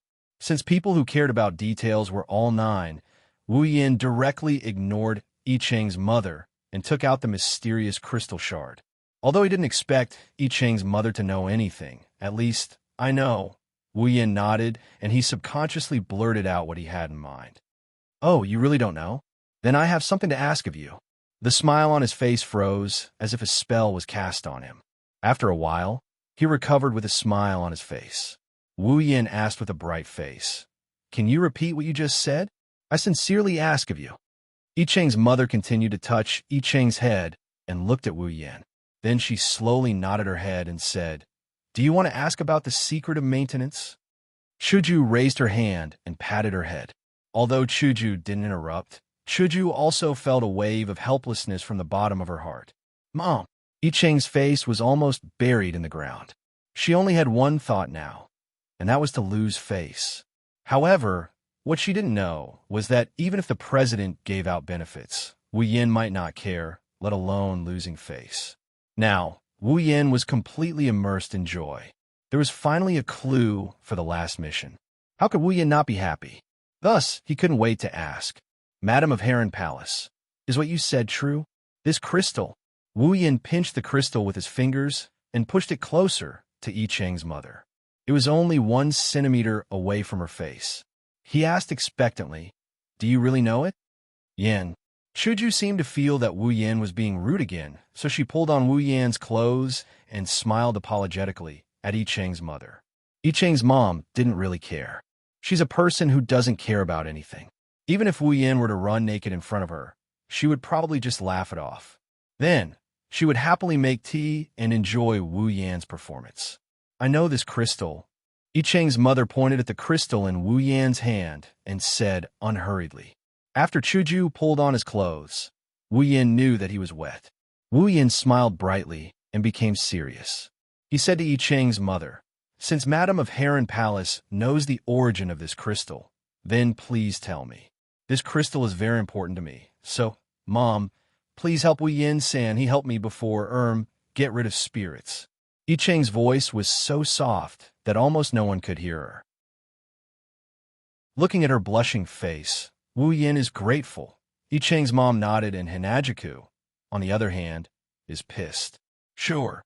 I Cheng's mother picked up the tea on the table and carefully took a sip. She seemed to be organizing her words before slowly saying, "This crystal is called the mysterious crystal. However, I actually prefer to call it the sealing crystal." "Sealing crystal?" "Yes, because there is some kind of monster sealed inside this crystal." "Sealing monster?" Wu Yin couldn't help but frown as he picked up the mysterious crystal. "A crystal used to seal monsters? System, why did you give me this kind of mission, asking me to collect the crystals used to seal the monster? Why is there a monster sealed inside this crystal?" Wu Yin turned around and asked I Cheng's mother. I Cheng's mother took the crystal in Wu Yan's hand and tilted her head to look at it. She said a long, long time ago, "Can't complain, definitely can't complain." Wu Yin pinched his thigh hard and laughed dryly at the puzzled Chuju beside him. He quickly sat up straight and still. Probably in ancient times, it was an era where monsters roamed freely. At that time, humans were not prosperous. Under the threat of monsters, they could only live in fear. However, one day, a powerful monster was born. This monster was very powerful. At that time, the Demon King coveted this powerful monster's demonic power. Therefore, he planned to eat it to increase his own strength. In order to obtain the monster's flesh and blood, the Demon King sent out all of his monster subordinates. He didn't want to rely on them to capture the monster alive. Instead, he planned to exhaust the monster's strength by taking turns. However, the Demon King underestimated the monster's strength. All of his subordinates were sacrificed under the monster's attack. Although a part of the monster's strength was depleted, the Demon King was still not a match for the monster. In the end, the Demon King was eaten by the monster. At that time, a human exorcist family happened to discover this battle. In order to prevent this monster from harming the human world in the future, the patriarch of this exorcist family led his people and sealed the monster while its strength was greatly reduced after the battle. And the thing that sealed this powerful monster was this mysterious crystal. Chapter 27. In other words, there's a monster inside this beautiful crystal. Is that so? Chuju glanced at the mysterious crystal in Wu Yan's hand. After seeing I Ching's mother nod, she quickly moved to the side. Seeing Chuju's reaction, Wu Yan couldn't help but roll his eyes. In response, Chuju glared at him. Pinching the mysterious crystal shard in his hand, Wu Yan pondered. He didn't understand why the system would issue a mission to collect this kind of crystal that sealed monster. Although he didn't know what was going on, Wu Yan didn't want to think about it. After all, anyone would want to harm him except the system. It wasn't that Wu Yan didn't think that there was someone controlling the system from behind. However, after thinking about it for a while, Wu Yan let it go. If there was someone who wanted to harm him, they would have done it when he transmigrated. Why wait until now? Therefore, no matter if the mission issued by the system was good or bad, at least it didn't pose any danger to him. Otherwise, the system wouldn't issue such a mission. Well, although the system has issued many missions that put Wu Yan in danger, looking at the crystal shard in his hand, Wu Yan sighed. I didn't expect that there was a monster inside. That's right. Back then, because of it, both the demons and humans suffered great losses. However, it was also because it killed the Demon King and his subordinates that the humans were able to suppress the demons today. Speaking of this, I Ching's mother started to speculate. Even now, this monster has a great influence. Countless monsters are like the Monster King, coveting its flesh and blood. If they sense the aura of the crystal, these monsters will definitely come knocking. Wu Yan couldn't help but be startled when he heard this. Then he gritted his teeth. No wonder since yesterday, those monsters came one after another. So it was because of this. Damn it. I really want to beat someone up. It was no wonder that Wu Yan had such a huge grudge. No matter who it was, if they were attacked dozens of times in a single night and had to get up to kill demons when they were about to fall asleep, they would definitely feel unhappy. Shaking his head, Wu Yan looked at I Ching's mother and said with a serious expression, "Then, Madam of the Heron Palace, do you know where the other crystal is?" Wait. Chuju couldn't help but be shocked when she heard this. She quickly pulled Wu Yan and said, "Do you really want to gather this crystal? There are monsters in there." Wu Yan rubbed his head and spread out his hands. Monsters? I know. It's not the first time I've met one. Then why do you still want to collect it? Although this kind of thing looks very beautiful, it sounds very dangerous. It's better to throw it away. Looking at the crystal in Wu Yan's hand, the originally beautiful crystal was no different from a scourge in Chuju's eyes. Chuju said with a bit of worry. Wu Yan rolled his eyes and chuckled. Suddenly, he threw the crystal at Chuju. What? Scared? Chuju was shocked and screamed. She hurriedly threw the crystal back and angrily stared at Wu Yan. This scoundrel, doesn't he know that I'm very scared? Don't worry, I'm here. Seeing that Chuju was truly scared, Wu Yan's heart softened. He stopped teasing her and comforted her. The anger gradually disappeared. Chuju rolled her eyes at Wu Yan. She snorted and turned her head. Holding Chuju's hand, Wu Yan said helplessly, "Well, don't be angry. I have a reason to collect it. You'll know later. Be good, be obedient." Hearing that Wu Yin was coaxing her like a girlfriend, Chuju's anger disappeared. She blushed and shook Wu Yan's hand. Then she broke away. This tsundere is so tiring. I Ching's mother watched the drama from the side with interest. First, she looked at Wu Yin, then at Chuju. She looked back and forth between the two. Seeing his mother's behavior, I Cheng, who hated getting lost, complained sincerely. Why didn't she get lost at this time? If she got lost, she wouldn't have brought Mr. Wu Yin and Miss Chuju here. Then, she wouldn't be so embarrassed. His mother was really. After Wu Yin and Chuju finished talking, I Cheng's mother said with a smile, "You two are a couple, right? Your relationship is so good. I'm so envious." Back then, I Cheng's father and I, hearing that I Cheng's mother was going off topic and that the topic was about shyness, Hinajika's face turned red as she shouted, "No, Annie, we were not a couple, not a couple. I'm just his sister. That's right, that's it. This tsundere is so tiring. And I've said it once. I won't complain anymore." I Cheng's mother was probably used to going off topic. She was clearly talking about monsters just a moment ago, but now she was talking about love history. Moreover, there were some things that she forgot as she spoke, and now she had to say a second time. This made the blushing Hinajiku feel embarrassed. Wu Yin said helplessly, "Then, Madam of Heron Palace, do you know where the other crystal is?" "Ah, you don't know." Actually, I Cheng's father is also very cute. He looked up and saw a gigantic ceiling. Hinajiku did the same thing as Wu Yin, but compared to Wu Yin, Kaishu-sama looked much cuter when she did this. "Mom." I Cheng reached out with both hands and grabbed his mother's hand. He pulled hard and saved I Cheng's mother from being killed by memories. However, Wu Yin and Chuju looked at I Cheng with gratitude. They felt that they needed to be saved more. Afraid that I Cheng Ma will go off the rails again, Wu Yin clapped his hands to get her attention. Putting on an expression that doesn't look much better than crying, Wu Yin asked in a soft voice, Heron no Mia, do you know where the other crystal is?" "I know." "Okay, direct enough." Other than I Cheng's mom, everyone else didn't know how to react to the sudden turn of events. Even Wu Yin, who is usually the one to piss people off, didn't feel the joy of getting the answer he wanted. Instead, he felt a lump in his chest, and it's hard to describe how uncomfortable he felt. Wu Yin exhaled heavily. At the same time, he heard another exhale. He turned to look at Chuju. Chuju also looked at Wu Yin.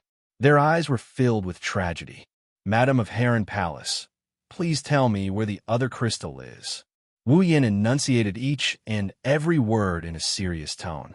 If it wasn't for the fact that he's an elder, Wu Yin would have kicked him into space and brought him back. He would have used his own methods to get the answers he wanted. For example, torture or something.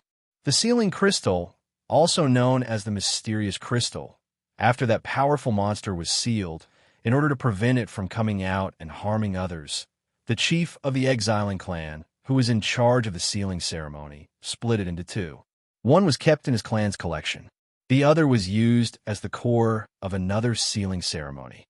I Cheng's mother stopped here and looked at Wu Yin with a smile. Wu Yin was stunned. He said uncertainly, "The core of another sealing ceremony? Could it be?" "That's right. It's the seal of the heavy inland. It's the underground hall of the White Emperor College's old school building." Wu Yin understood. So that was the case. No wonder there were so many monsters in the underground hall of the old school building. It was the heavy inland. The heavy inland was the place with the heaviest in energy. It attracted so many monsters, including monsters at the level of a ghost chieftain. It was understandable. No wonder the people of the White Emperor College didn't notice that so many monsters were in the White Emperor College. Even I Cheng didn't notice. Those monsters also didn't come out to attack humans. It was all because of the seal of this crystal. Although there were still some details that he didn't understand, such as why the mysterious crystal fragment appeared in his hands after killing the ghost chieftain, Wu Yin didn't plan to delve into the details. He just assumed that the mysterious crystal fragment was collected by the system as a treasure dropped by a monster.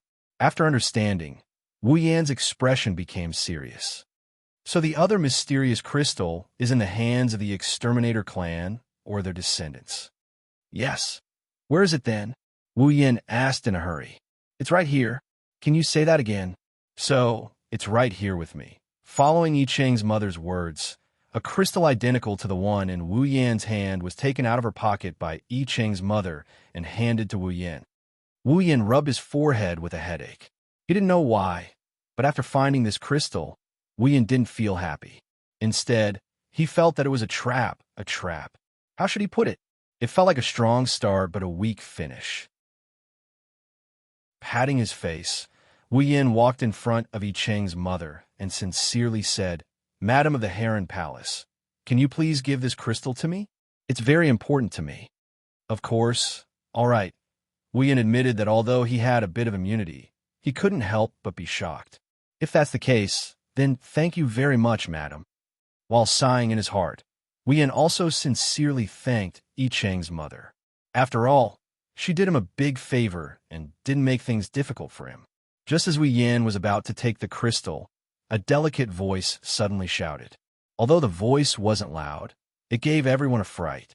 In fact, only Wu Yan and Chuju were startled. Yi Cheng naturally looked in the direction of the voice. As for Yi Cheng's mother, she acted as if she didn't care and continued to hand the crystal to Wu Yan. A figure flashed by, and before Wu Yan could react, the crystal that was supposed to be in his hand disappeared. Wu Yan hurriedly looked in the direction of the voice. Then, his expression turned awkward. Grandma Zhu, why did you come out? Yi Cheng asked the person with a confused expression. Grandma Zhu. Chuju looked in shock at the person who came, the corner of her mouth twitching. It's no wonder Wu Yan and Hinajika reacted this way. The newcomer has a head full of snow-white hair and a height of less than 4 meters. She has a very delicate face and looks like a little lowly in her teens. And this little girl was called Grandma Zhu by Yi Cheng. How could Chuju remain calm? However, Wu Yan already knew. He just didn't expect her to jump out. Child's mother, how can you give such a dangerous thing to an outsider? What if the seal is broken by a demon? The little girl jumped and said, Allah. Yi Cheng's mother smiled and said, Wu Yan, Kuan is a good child. He won't mess around. The little girl who was called Grandma Zhu looked at Yi Cheng's mother with a face full of disappointment. Who knows if he's pretending or not? What if he's tricked? That won't happen. No, I won't agree. Over my dead body. The little girl angrily turned her head away. Wu Yan couldn't help but feel a headache. After all, he couldn't snatch it by force, however. Yi Cheng's mother smiled and said to her, You won't agree even if we ask him to help us do that thing? Wu Yan clearly saw that when Yi Cheng's mother said, Help us do that thing, to her Grandma Zhu, her eyes suddenly lit up. She looked at Wu Yan and exclaimed in surprise. Okay, deal. Didn't you say you won't agree? Didn't you say you won't agree unless you die? Chapter 28. If he hadn't seen this creature's aged appearance in the original work, he wouldn't have believed that she's Yi Cheng's grandmother. No matter how you look at it, she's just a little lowly. Whether it was from the physical or psychological point of view, Wu Yan felt pressured as he looked at the bouncing little girl in front of him. If there's anything you need help with, I will do my best. Wu Yan felt a sense of relief when he said that. That's right. Such an important item was the last part of his mission in this world. Wu Yan felt that it was unrealistic if it could be completed so easily. Let me explain. Yi Cheng's mother pulled the little girl and smiled gently. I will listen carefully, and I hope you will be serious too. Wu Yan emphasized on the word serious. He didn't want Yi Cheng Ma to get into the topic of love history as she rambled on. He didn't know if Yi Cheng's mom understood what Wu Yan meant, but she took out a talisman from her bosom. It wasn't any different from the other talismans. If one had to describe it, it was just a little shabby. It looked like it had been there for a long time. What's this? Wu Yan looked at Yi Cheng's mother in confusion. Wu Yan was very confused about the talisman that Yi Cheng's mother took out because he felt a different aura from it. Wu Yan had seen the talisman that Yi Cheng had used before. Although it was powerful, it was only Yi Cheng's power that had taken effect. The talisman was just like a switch that displayed its effect. It didn't have any power on its own. If Yi Cheng didn't add his own power to the talisman would be just an ordinary piece of paper. Now, The talisman that I Ching's mother took out unexpectedly had a trace of aura. This proved that someone's power was attached to it. Judging from the shabby appearance of the talisman, Wu Yin guessed that the power on it didn't belong to I Ching or I Ching's mother. This talisman is a pass to a certain barrier. I Ching's mother's expression gradually turned serious. Wu Yin glanced at Chuju. Seeing that she didn't have any intention of speaking, he looked at I Ching's mother. Our harem palace is a family of exorcists. Up until now, the number of evil spirits and ghost demons we've gotten rid of is innumerable. Speaking until here, a hint of pride involuntarily appeared on I Ching's mother's face. It seemed that she was quite proud of her family, but she returned to her original state in an instant. However, no matter how powerful our family is, there are demons and ghosts that we can't exorcise.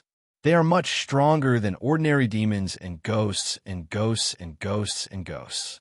Usually, we can only use seals to restrict them and prevent them from hurting humans. Seal? Wu Yin could already guess what I Ching's mother wanted him to do. Nodding, I Ching's mother continued, although there aren't many of these powerful demons and ghosts, after generations of accumulation, there are still quite a few of them. Thus, in order to prevent an accident from happening due to the excessive number of locations being sealed, a certain generation of the House of Heron's family combined the strength of the entire family to construct a huge sealing barrier. In other words, those demons and ghosts that can't be exorcised are all sealed in this barrier? Yes. As long as the demons and ghosts are too powerful to be completely exterminated, our Heron's palace will imprison them there. Wu Yin frowned. Although he didn't want to comment on anything, there were advantages and disadvantages to doing this. Seeing Wu Yin frown, I Ching's mother sighed. I think Wu Yin, Kuan has already thought of this. Yes, although doing this will save us a lot of trouble, it will create even more trouble. Create even more trouble? Chuju looked at I Ching's mother in confusion. Wu Yin shrugged helplessly and explained, if I'm not wrong, although doing this will avoid the trouble of not taking care of them properly. Gathering these demons and ghosts that are stronger than ordinary demons and ghosts together will cause the number of demons and ghosts to rise to an uncontrollable level. At that time, there will be big trouble. What? Chuju looked at I Ching in shock, but I Ching only shook his head. I Ching's mother smiled bitterly and said, yes, as time passed, the number of demons and ghosts in the barrier increased and they became stronger. Finally, one day, something unexpected happened. The family head of that generation had just returned from exterminating his spirit. He planned on sealing the magical beasts that he had subdued into the spirit formation. However, after that family head entered the spirit formation, he never came out again. At that time, the Heron Palace family almost caused an uproar because of this. After organizing a few people to enter the spirit formation to scout for information, not a single one of those people returned. So, the new family head strengthened the spirit formation and completely sealed it. He did not allow the family members to seal magical beasts inside. Wu Yin looked at I Ching's mother and said, since that's the case, then what's the problem? Could it be that the barrier has been broken? It can't be. Chuju laughed dryly as she looked at I Ching's mother. I Ching's mother quickly waved her hand. No, the barrier has been forbidden from sealing demons. With the current state of the barrier, as long as nothing unexpected happens, the barrier will definitely not be broken. Seeing Chuju sigh in relief, Wu Yin shook his head in amusement.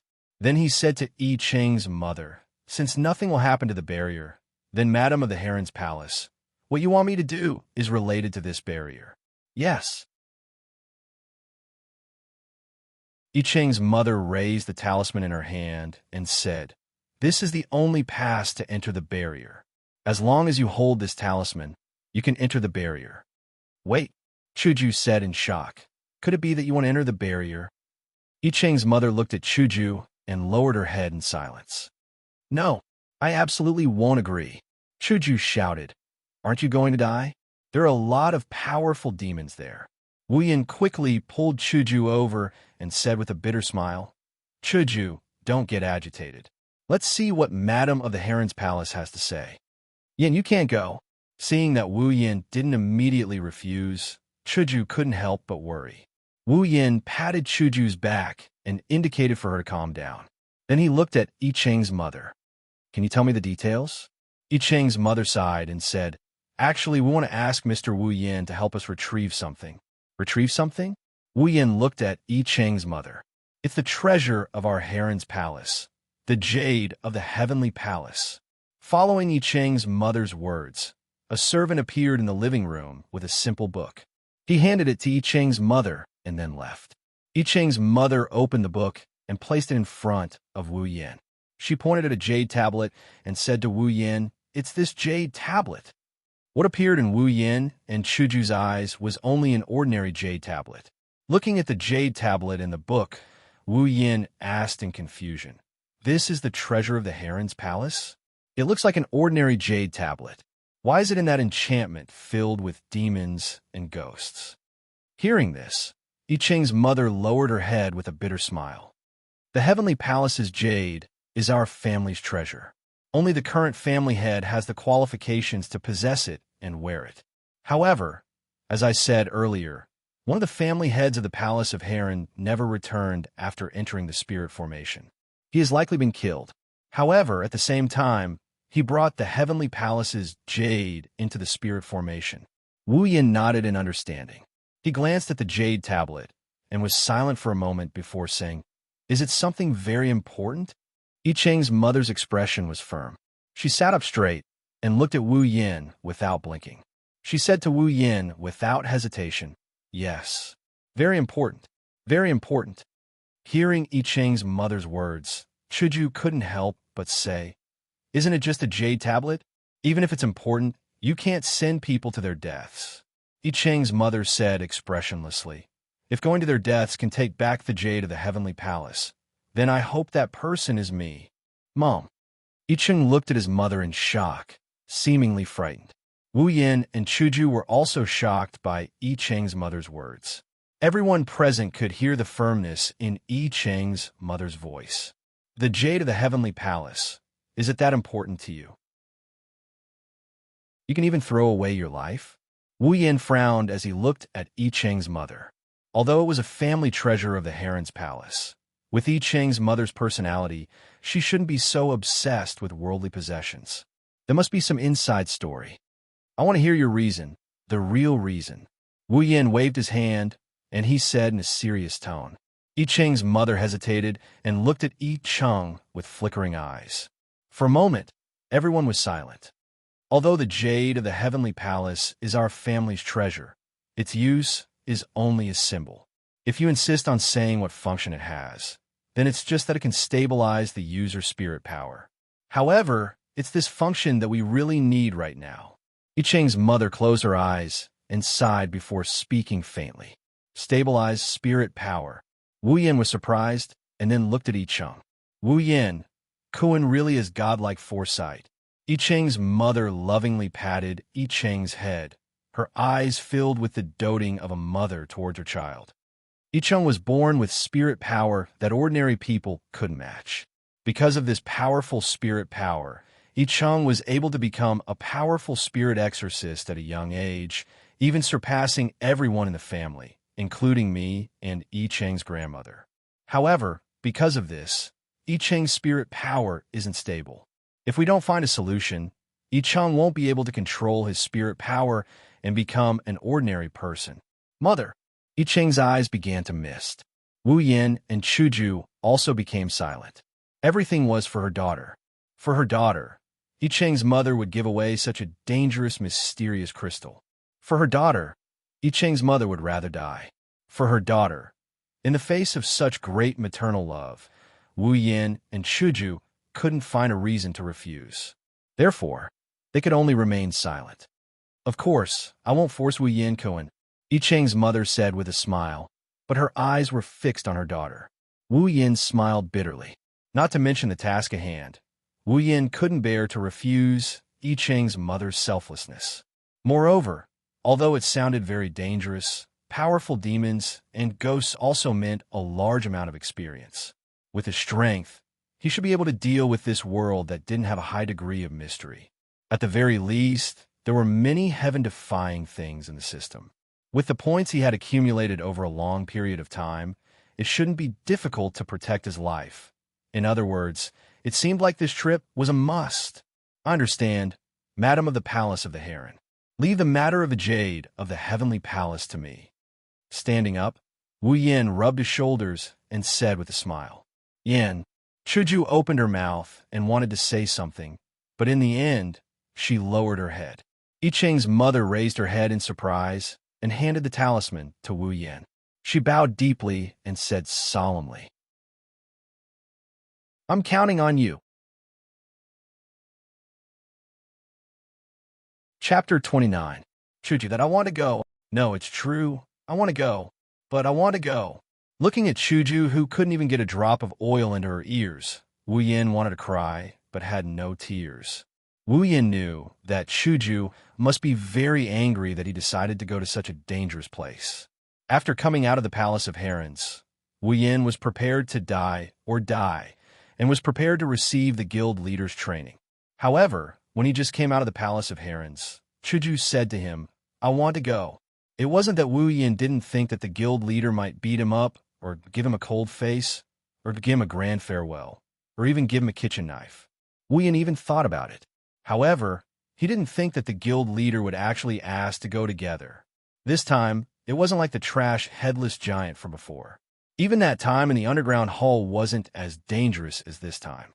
Wu Yin could calmly ask to go, not only because he had the system as his backing, but also because he lived in the behemoth forest and more or less had some experience in dealing with situations. However, if the guild leader was included, then it would really be troublesome. The guild leader was only level 18, stage 2.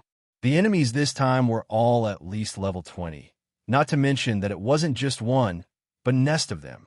Wasn't this asking the guild leader to go on a suicide mission?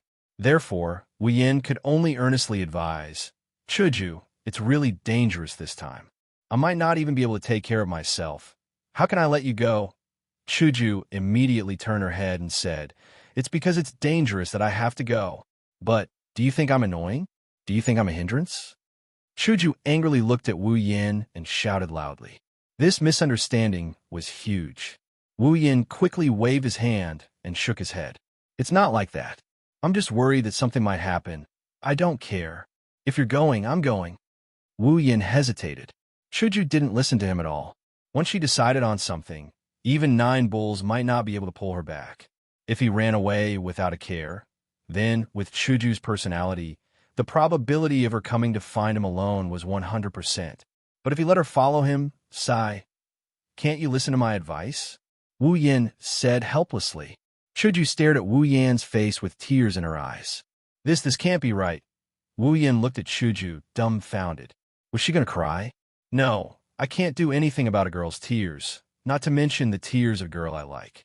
Anyone who knows an Ajiku would know that for this competitive girl, making her cry is harder than making the boys in the academy wear skirts. Wu Yin, on the other hand, has only known Hinajiku for less than a month, and he almost made her cry twice. If he really made Hinajiku cry, then it would be a huge sin. Carefully looking at Chuju, Wu Yin said weakly, Chuju, I'm scared. Chuju suddenly said, interrupting Wu Yan's words. Wu Yin couldn't help but be stunned. Wiping her eyes, Chuju raised her head again, looking at Wu Yin, and said softly, I'm scared. I'm really scared. I'm scared that once you go there, you won't come back. So I'm scared, really scared. As she spoke, Chuju's eyes started to moisten. So I want to follow you. At least I can stay by your side and help you.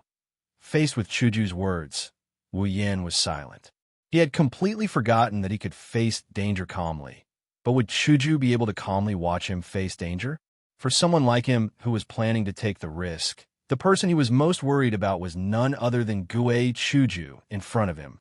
As for Wu Yin, who planned to use the barrier as a training ground, how could he understand Chuju's worries? Lowering his head, Wu Yin laughed self-deprecatingly. That's right, I didn't think about your feelings when I agreed to someone else's request. I'm really bad. Chuju suddenly swayed directly into Wu Yan's arms, startling Wu Yin. In a fluster, he hugged Chuju's waist. His face was completely dazed. The guild leader threw herself into his arms.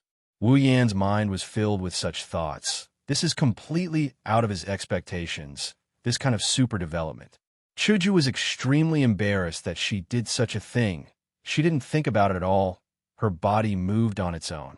By the time Chuju reacted, she heard Wu Yan's heartbeat. Eyes closed, face red, Chuju's body trembled slightly, but since she had already done it, Chuju had no choice but to go all out. I don't know why you would take the risk for that crystal, but you have your reasons. I have mine too. Let me go, please. Smelling the fragrance of Chuju's hair, Wu Yan couldn't help but sigh in his heart. Don't you blame me? For a crystal, I took the risk. Shaking her head, Chuju laughed and said, Didn't you say that one day you will tell me about your matter? This is our agreement, so I believe that you must have your own reasons. Hearing Chuju's words, Wu Yan couldn't help but tighten his arms, letting Chuju closer to his body. His heart was full of emotions. Wu Yan was an otaku. Wu Yan liked 2D beauties. There was no reason. This was a feeling that only an otaku would understand. And when the person you like treats you like this and trusts you, what kind of feeling is that? Wu Yan didn't know what other people's feelings were, but Wu Yan himself knew what kind of feelings he should have. I want to tell her, my feelings, Chuju, I like you, I like you, I like you very much, very much. When she heard Wu Yan's loving voice, Hinajika's body couldn't help but tremble. She bit her lips to stop herself from expressing her emotions. However, the emotions that she didn't have an outlet to express rushed to her eyes, and tears slowly flowed down her cheeks. Wu Yan, who was originally very afraid of girls crying, at this moment smiled at Chuju's tears, because he knew that the meaning of these tears was different. Raising her hand, Hinajika hugged Wu Yan's neck and buried her head deep into his chest. She expressed her feelings without saying a word. Tears flowed down her cheeks, but she had a beautiful smile on her face that tugged at one's heartstrings. Reaching out to wipe Chuju's face, Wu Yan wiped the tears on her face and said to Chuju, Do you know? Actually, I'm not from this world. Chuju couldn't help but raise her head, looking at Wu Yan. She didn't speak, but her eyes were full of doubts. I'm from another world, Earth. It's not the same as this world. There are no demons, ghosts, or spiritualists. It's just a very ordinary world. 4 months ago, I woke up one day and found myself in another world. In that world, there are powerful people and magical beasts, but I only have a system. Chun Shu's voice slowly sounded in the world where only the two of them were in. As Wu Yan's affairs were slowly revealed, Chuju's face constantly showed expressions of doubt, astonishment, and confusion. It was no wonder Wu Yan's words were too shocking. Chuju's face showed all kinds of expressions, but there was no doubt. And Wu Yan, who saw everything, waited until he finished talking about his mission after coming to this world. Then he couldn't help but ask, This is a fantasy story. Don't you doubt it? In response to Wu Yan's doubts, Chuju opened her mouth, and her face couldn't help but blush. She said softly, Didn't you say that one day you'll tell me about your affairs? So, I've already mentally prepared myself. Besides, didn't you say that when you're hugging a girl, you won't say anything against your heart? Wu Yan couldn't help but be stunned when he heard this, and the emotions in his heart burst out. Wu Yan raised Chuju's face, and under her shocked expression, he suddenly kissed her. Wu! Chuju's eyes widened, and her body stiffened. She didn't react at all. Everything happened too suddenly. If she said that she was mentally prepared for Wu Yan's matter, then Chuju wasn't mentally prepared for her first kiss at all. By the time she reacted, Wu Yan's tongue had already broken into her mouth, entangling with her own. Chuju's eyes couldn't help but widen a few more times. Under Wu Yan's attack, Chuju's body began to relax, and finally fell into Wu Yan's arms. Her eyes were open, and she felt the sensation on her tongue. Was it a second? Was it a minute? Or an hour? Time was completely forgotten by the two who were immersed in love. When Wu Yan left Chuju's lips, Chuju was still in a daze. Her first kiss was gone just like that. Wu Yan licked his lips and laughed. It's really sweet. Wu Yan's voice woke Chuju up from her daze. Seeing Wu Yan smirk, Chuju finally realized what she had done. Chuju's face quickly turned red, and her watery eyes were filled with disbelief. Her mouth slowly opened, and Chuju screamed. She pushed Wu Yan away and raised a trembling finger, pointing at him. What did I do? Wu Yan looked at Chuju with amusement. He was very interested in Chuju's behavior. How could you? Chuju had a lot of words to say, but in the end, she only said this sentence. Why can I do this? Without my consent, Seeing Wu Yan's shameless face, Chuju's heart went crazy. Huh? You didn't? Wu Yan pretended to be confused and tilted his head, and said with a smile, I remember there was. Someone said that when I fulfill my promise, someone would fulfill the conditions owed to me, right? I've already told you everything just now, so it's only natural for you to return what you owe me, right?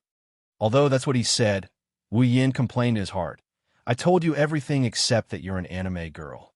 Wu Yan didn't have the guts to tell Hanajuku that she's just a character from an anime in my world. Otherwise, who knows what the Tsundere Kaisha-sama would do? Hearing Wu Yan's explanation, Chuju sullenly closed her mouth. Thinking of the kiss just now, Chuju's heart was filled with shyness. She was so shy that she didn't dare to face Wu Yan again. So, the president closed his eyes, covered his face, lowered his head, lifted his feet, and immediately ran in the opposite direction. Touching his lips, Wu Yan's heart sighed. Things developed to this point. Wu Yan was a bit unable to react. After all, at that time, he was infected by Chuju's words. His heart was already filled with Chuju's figure, and he only thought of how to vent this feeling. When he realized what he did, he was already in a state where he stole Chuju's first kiss. So, Wu Yan could only use teasing to ease his violently beating heart. It was also his first time, although such a shameful thing was hidden by him. It's really easy to get shy. President, it seems like I have to train more in the future. With such a shameless thought, Wu Yan smiled evilly, and then he chased after the president. After all, that was the opposite direction. Chapter 31. The light gradually faded, and the girl slowly appeared before Wu Yan's eyes. Her eyes were tightly shut, and her expression was indescribably serene, as if she was a princess waiting for her prince to wake her up. She had shoulder-length brown hair, a heroic and beautiful face, and a petite figure. She was wearing the Tokuwadai summer school uniform that Wu Yan was very familiar with. Even though he had seen this figure countless times on the screen, Wu Yan still felt very excited. The feeling of seeing the real person and seeing it on the screen was naturally different. When the strong light completely dissipated, a dazzling silk thread suddenly shot out from the girl's heart. Before Wu Yan could react, it pierced through Wu Yan's skin and connected to Wu Yan's heart. Wu Yan looked at the light thread that pierced through his heart in horror. At the same time, two different heartbeats began to sound in Wu Yan's ears. The two heartbeats fought to beat each other, and as time passed, the heartbeats began to get closer and closer, until a certain moment, when the two heartbeats became exactly the same frequency, the sound dissipated. The light thread that connected the two hearts also broke off from their bodies, and then began to distort.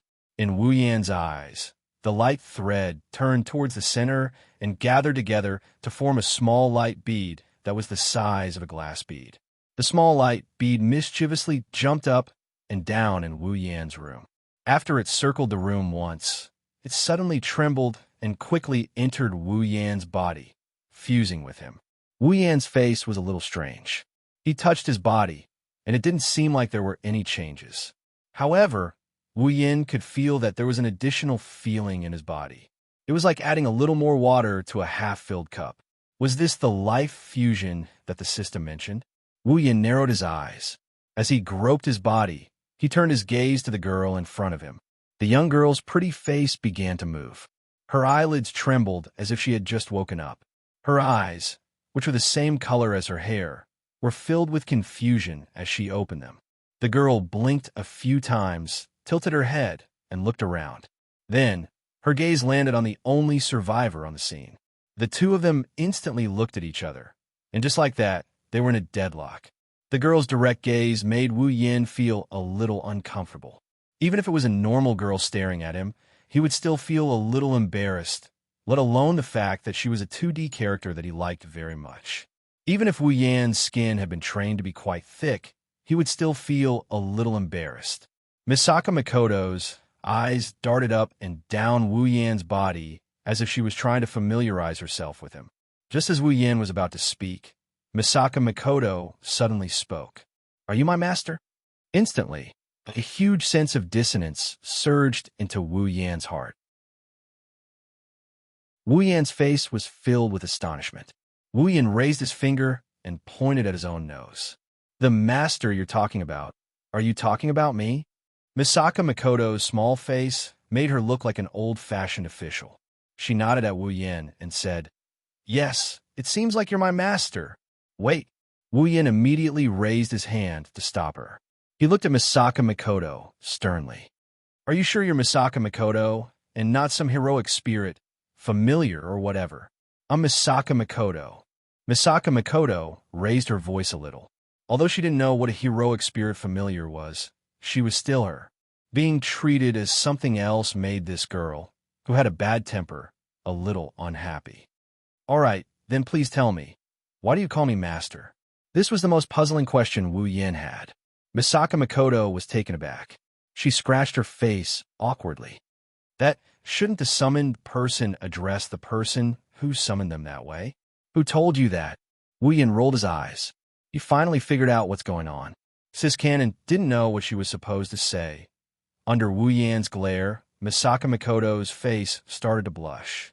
She shouted angrily, "Yurusai, Yurusai, Yurusai."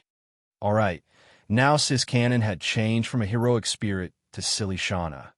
Well, although the way she appeared was a little different, it should be Sis Cannon. With a slight smile, Wu Yan shook his head and waved his hand. "Hello, my name is Wu Yan.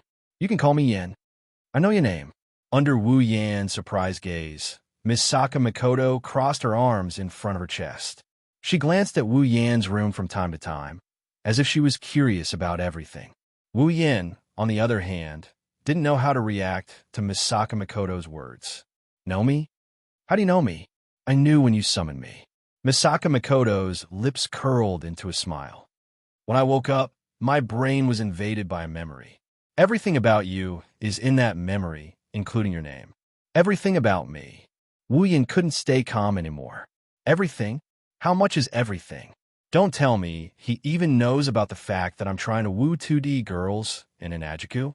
Oh no, oh no. If that's the case, with Sis Cannon's personality, it's hopeless to woo her."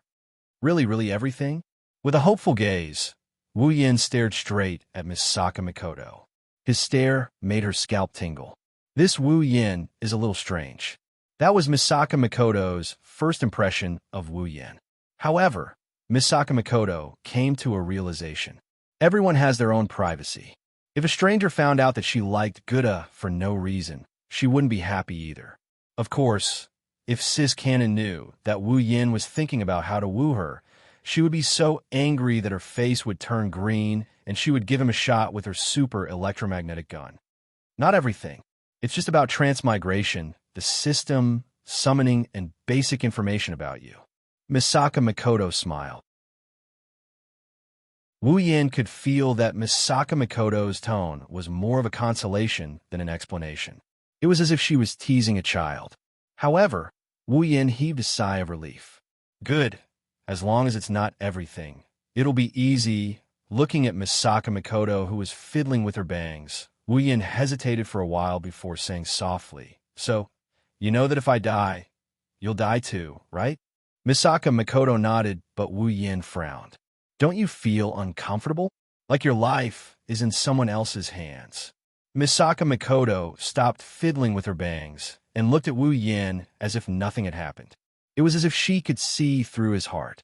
Wu Yan, on the other hand, did not say anything. Instead, he looked straight at Misaka Makoto. Misaka Makoto suddenly laughed. Her slightly steady voice started to spread. "To be honest, if my life is in someone else's hands, I should feel uncomfortable. However, I don't know why, but I don't feel that way at all. Instead, I feel very close to you. No, that's not right either.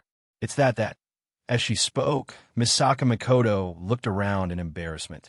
The more she spoke, the more flustered she became. In the end, she did not know what to say. She paced back and forth, not knowing what to say. Wu Yin, who felt that the atmosphere was a little heavy, suddenly felt embarrassed. How should he put it? What Sis Cannon meant was that she felt close to him, but felt that it was too ambiguous to say that. That's why she ended up like this. Seeing Wu Yan's embarrassed expression, Misaka Makoto stomped her feet and shouted, I just feel that it's pitiful that you've transmigrated to an unknown world and have to fight nonstop. That's why I decided to help you. Yes, that's it. It's here. Sis Cannon's Tsundere. The real-life version of Sis Cannon was acting Tsundere in front of him. Wu Yan's gloominess disappeared without a trace. A smile appeared on his face, and it grew bigger with Misaka Mikoto's movements. Wu Yan extended his hand and placed it in front of Misaka Mikoto. He ignored Misaka Mikoto, who was stunned by his actions, and smiled. From now on, I'll call you Mikoto. Mikoto looked at Wu Yan's extended hand and glanced at Wu Yan's smiling face. She turned her head away and placed her hand in Wu Yan's. Don't misunderstand.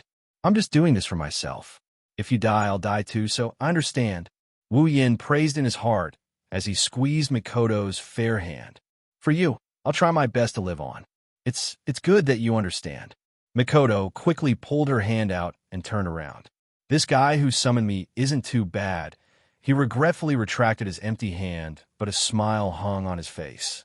He was worried that Mikoto would be controlled by the system and obey his orders, but it seems like Misaka Mikoto is still Misaka Mikoto. Due to the fusion of life and death, Mikoto had a preliminary acknowledgement of him. This was also the reason why Mikoto said that she felt close to Wu Yan. After all, her life depended on him. However, it was only a feeling of closeness. It was impossible for him to be worried that Misaka Mikoto would be controlled by the system and forcefully increase her affinity with him. After coming to this conclusion, Wu Yan felt relieved. If the 2D character he liked had feelings for him due to external factors, no matter what, he wouldn't feel good about it. Luckily, the reality is that Sis Cannon is still Sis Cannon. Just as Wu Yan was thinking about how to improve his relationship with Sis Cannon, someone knocked on the door. Yan, are you there? It's Chuju. Wasn't this girl hiding in her room to be shy? Coming. Wu Yan glanced at Mikoto, who was also looking towards the door. He gestured for her to wait before opening the door. Wu Yan's face appeared in front of Chuju. Chuju blushed slightly, but she forced herself to remain calm. I think I heard you talking to someone. Is it a guest? Chuju poked her head into Wu Yan's room. When she saw Mikoto standing in the room, Chuju's face darkened. Who is she? With a bright smile, Wu Yan quickly pulled Chuju into the room. She's called Mikoto. She's a companion I summoned using the system I told you about before. She'll be coming with us to find the Jade of Heaven. You two should get to know each other. After Wu Yan finished speaking, the room was silent. Chuju's eyes were filled with hostility. It seems that Mikoto's cute appearance made her feel threatened. Mikoto's eyes were filled with confusion. She didn't understand why the person in front of her was looking at her like that. Looking at the two of them staring at each other, Wu Yan's heart started to beat faster. This won't suddenly start a fight. Suddenly, Chuju's and Mikoto's eyes lit up at the same time. Then, they smiled at the same time. Chuju waved her hand in a friendly manner. Hello, I'm Katsura Hinajiku. Just call me Hinajiku. Mikoto also had a smile on her face. Hello, I'm Misaka Mikoto. You're Chuju, right? You can also call me Mikoto. The two of them shook hands like sisters. In their eyes, there was also appreciation for each other. This sudden change stunned Wu Yan. When he noticed that they would occasionally glance at each other's breasts, Wu Yan felt awkward again.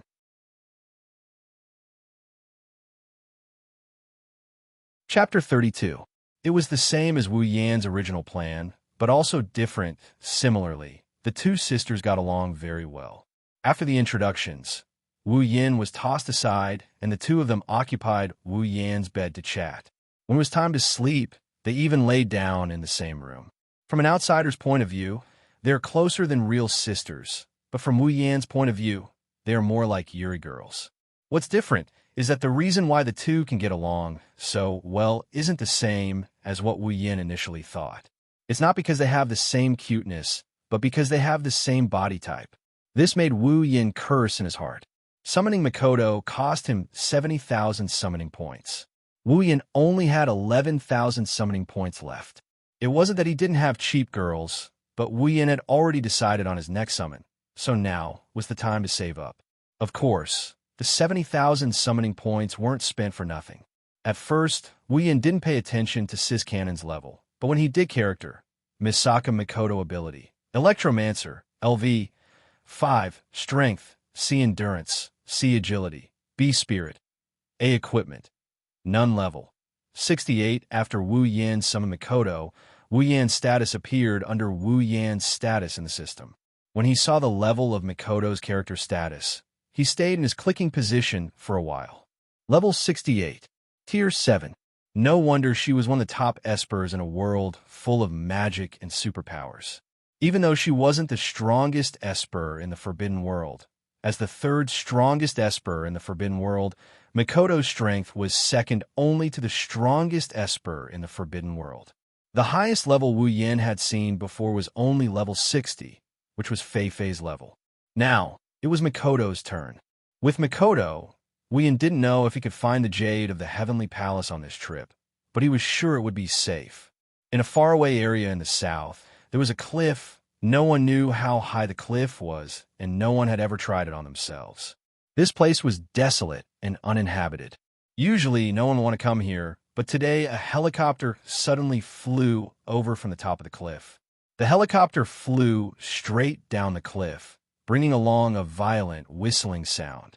About 2 or 3 minutes later, it landed on an inconspicuous protruding rock and stopped at the edge of the cliff. As the helicopter's engine stopped, the helicopter's door was opened by a hand. Then, 5 people came out, 1 male, 3 females, and a driver. The Heron Palace's ceiling barrier wasn't actually in the Heron Palace. Instead, it was on the edge of a cliff. In order to prevent people from entering and leaving the location of the ceiling barrier and accidentally touching the barrier and causing irreversible consequences, the Heron Palace had spent a large amount of resources and manpower to open the barrier on the edge of the cliff.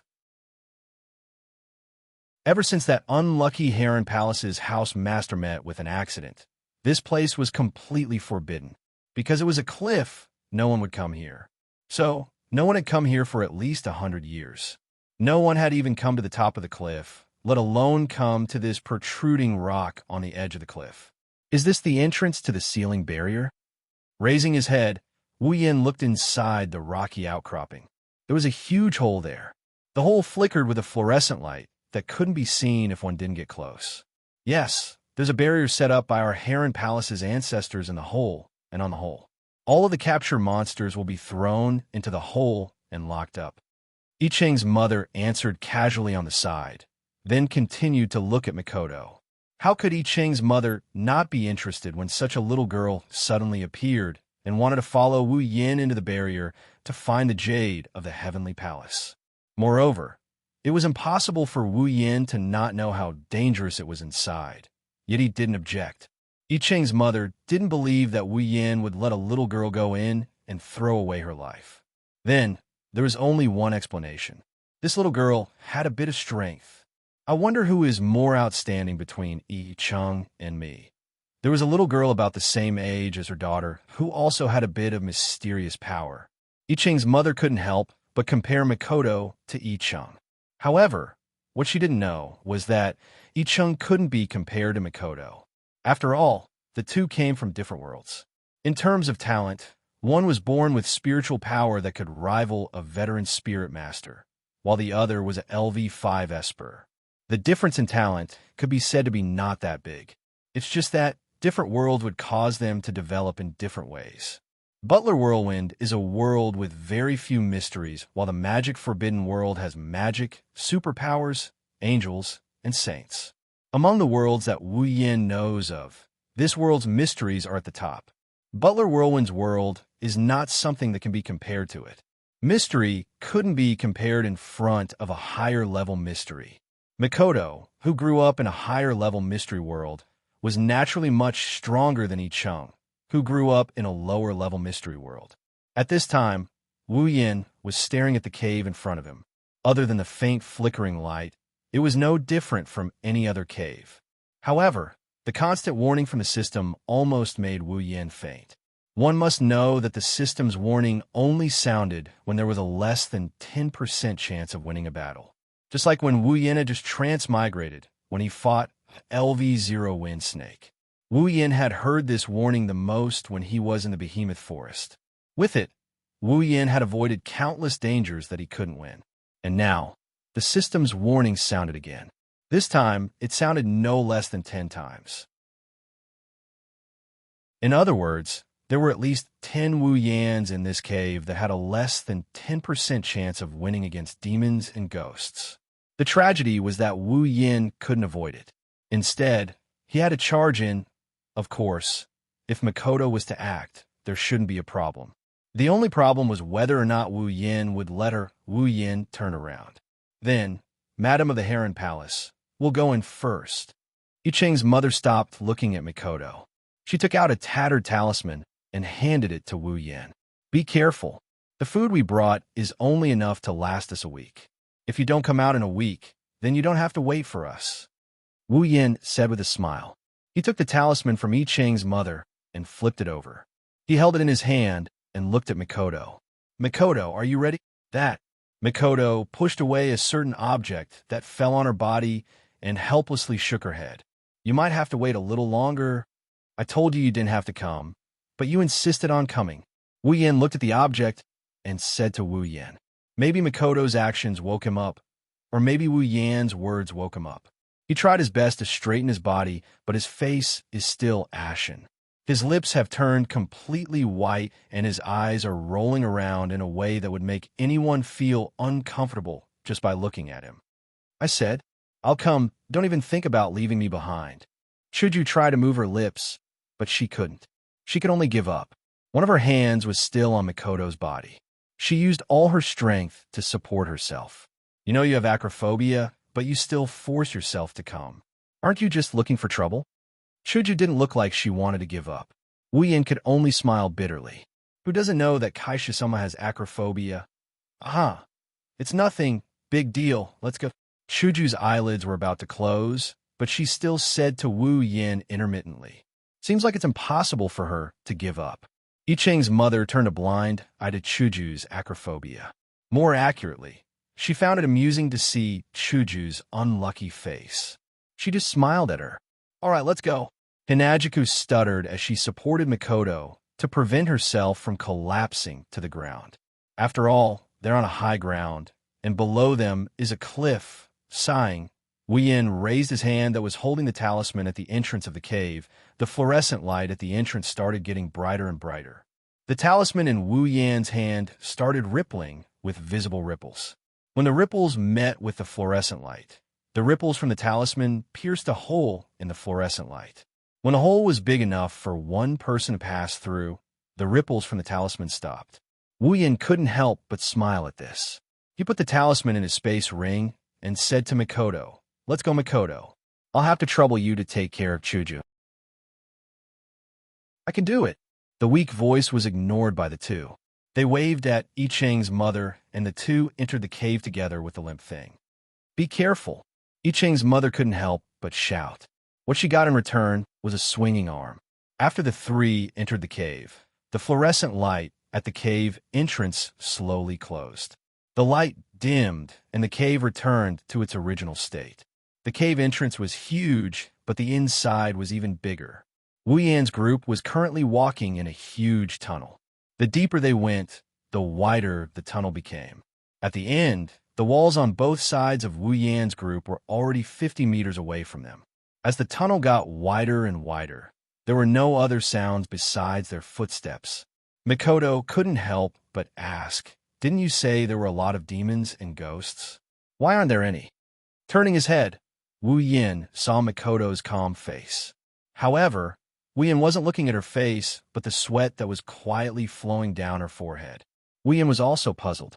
After all, according to I Ching's mother, there should be a lot of powerful demons and ghosts here. Wu Yan's group had been walking for almost 10 minutes. Let alone demons, they didn't even see a ghost. However, this didn't affect Wu Yan's mood to tease the girl. Curling his lips, Wu Yan looked at Makoto, who was pretending to be calm, and directly said, "If you're scared, just tell me." "Makoto, I won't laugh at you." Makoto stopped and looked at Wu Yan fiercely. She bit her lips.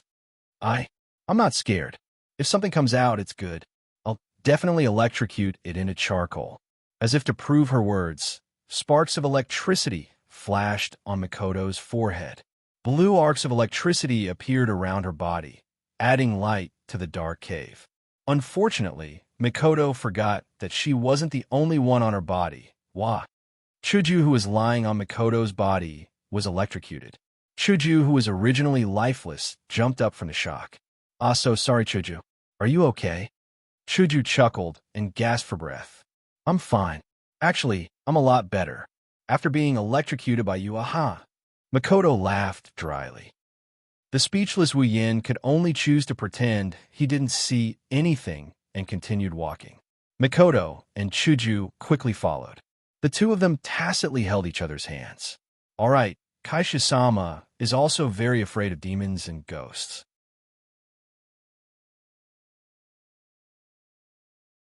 Chapter 33. When Wu Yin, Makoto, and Chuju first entered the cave, it was completely dark. They could only see each other. However, as Wu Yin and the other two went deeper into the cave, it became brighter and brighter. Even though it was still not as bright as day, at least the three of them could see things effortlessly. Looking around, Wu Yin didn't see anything that could shine. In a world without any mysteries, this strange situation could only be blamed on the ghosts. But in this place, it could only be blamed on the demons and ghosts. The two girls who were usually so bold were now cowering behind Wu Yin. Even the level 68 cis cannon looked scared. Only when Wu Yin turned around did she quickly straighten her face. She didn't know that all her actions were seen by Wu Yin. So, even if she was strong, a little girl was still a little girl. Walking in the quiet tunnel, the three of them didn't speak. There were many demons in this cave. Even if they didn't do anything, it was better to avoid alerting the enemy. When they entered the cave, Wu Yin took out his Kusanagi sword. He wasn't confident that he would have the time to retrieve his sword under the attacks of the demons. At this time, Wu Yin activated the detection function of the system. As long as something appeared in front of him, even if it was invisible, the detection function would be able to find it. "Hey Yin, do you think the monsters here are all dead? After all, it's been so long," Chuju said to Wu Yin. Perhaps she couldn't stand the atmosphere. "That's impossible," Wu Yin said with certainty. "Although I don't know if these demons and ghosts are immortal like the legends say, their lifespan is definitely much longer than us humans. Even if we die, they might still be alive. Plus, Madame Heron said that there are many demons here. If that's the case, there must be females as well. Then, they can reproduce. If that's the case, why haven't we seen any demons or ghosts?" Although Makoto was summoned for less than a day, the system had already passed on some necessary knowledge to her.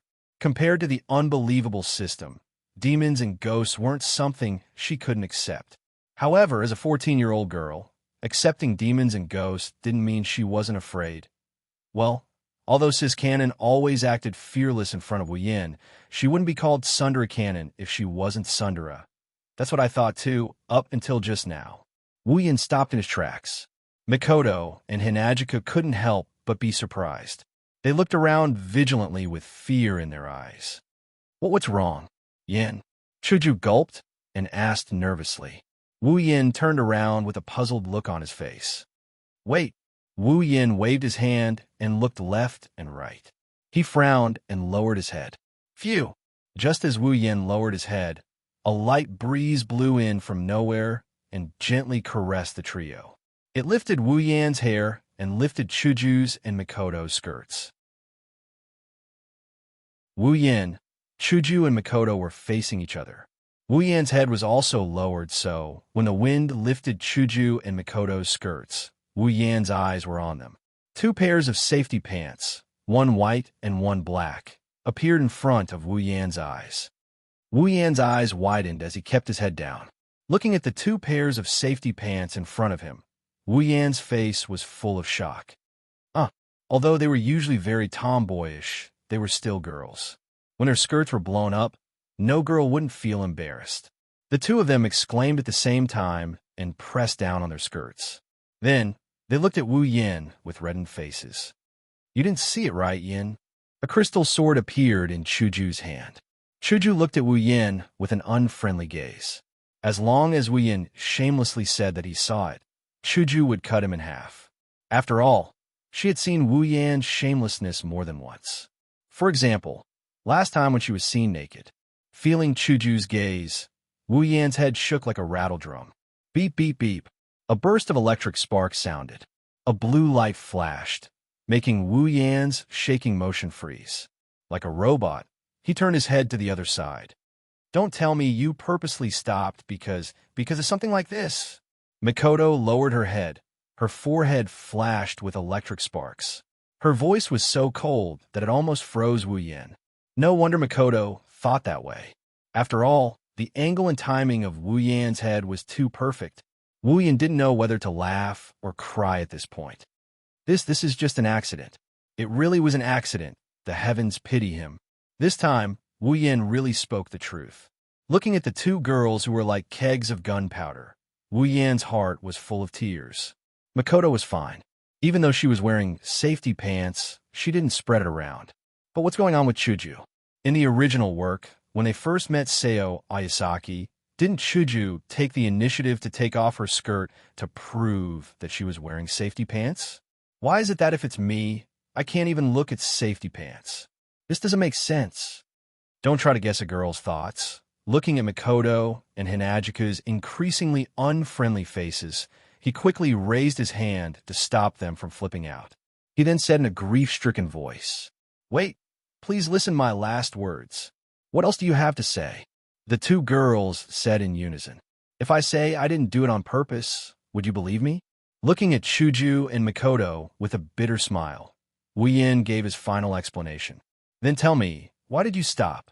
Chuju stopped Mikoto, who was about to electrocute Wu Yan, and said to Wu Yan in a bad mood.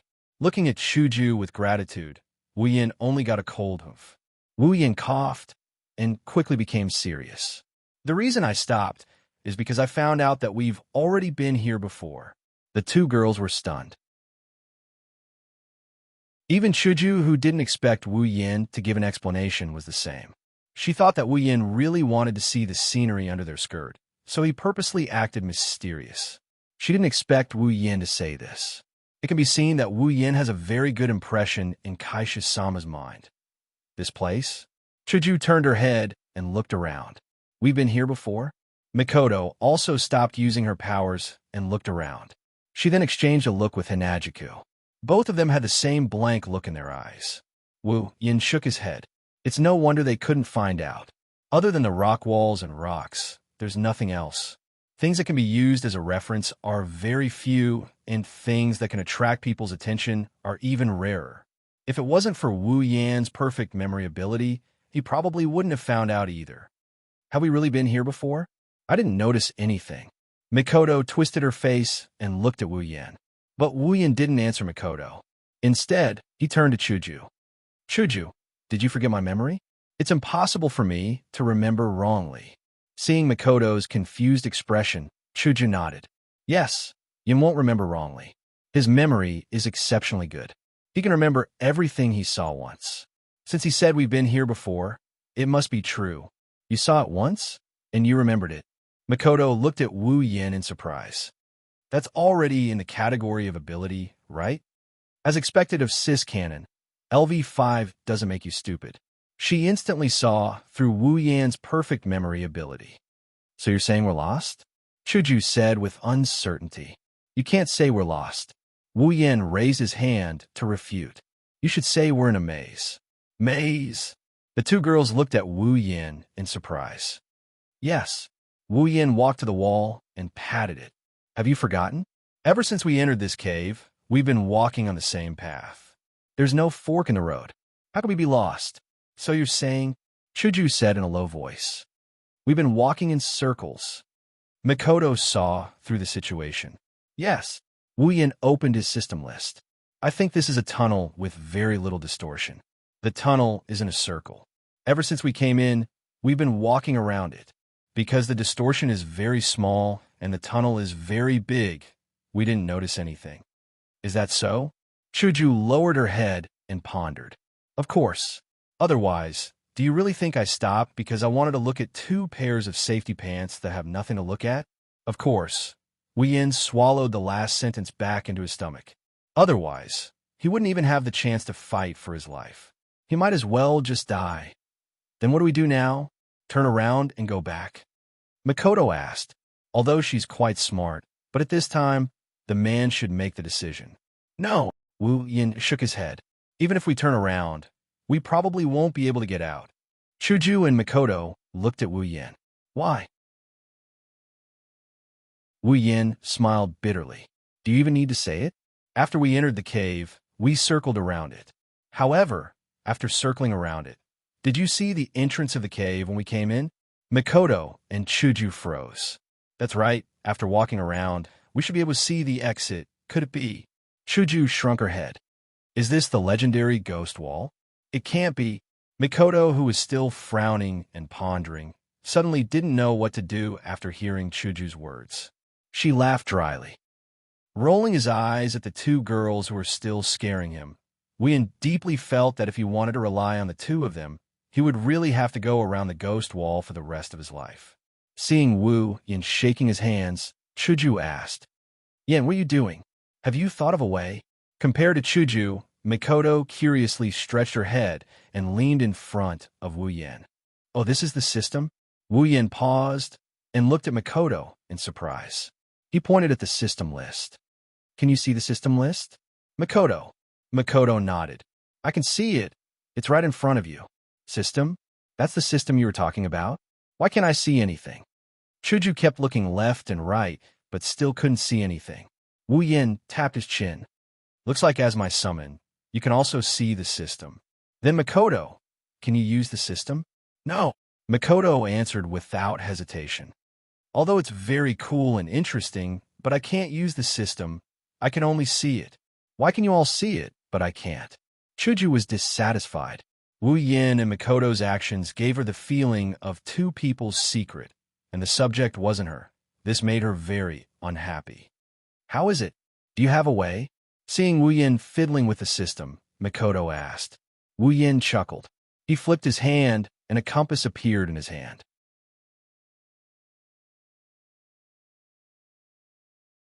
Chapter 34. What is this? It's a double-sided needle that's no different from a compass. But if it's something exchanged from the mysterious system, it shouldn't be anything ordinary. At least, that's what Chuju thinks. Could this compass help us find the exit?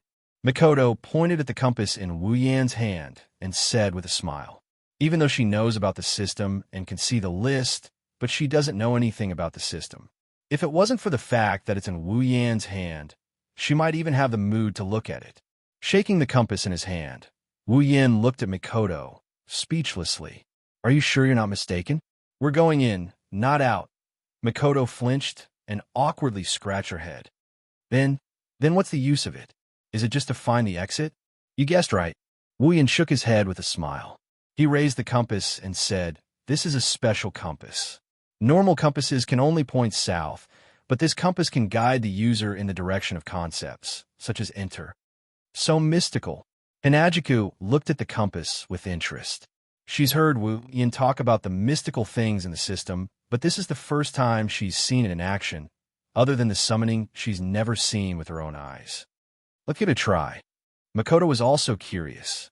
Even though there are many strange things in Academy City, but in that world full of science and technology, everything can be explained by science. She's never seen an item that uses concepts as its driving force. As a 14-year-old girl, it's normal for her to be curious about new things. This means that she's still at the age where she likes to play.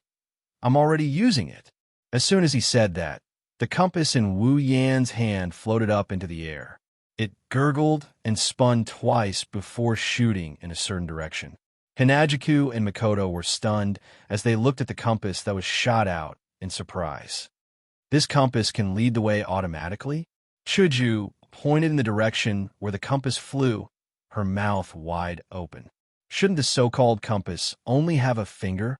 How could Hinajiku, who was still living in a normal world a month ago, not be surprised when she learned how to lead the way?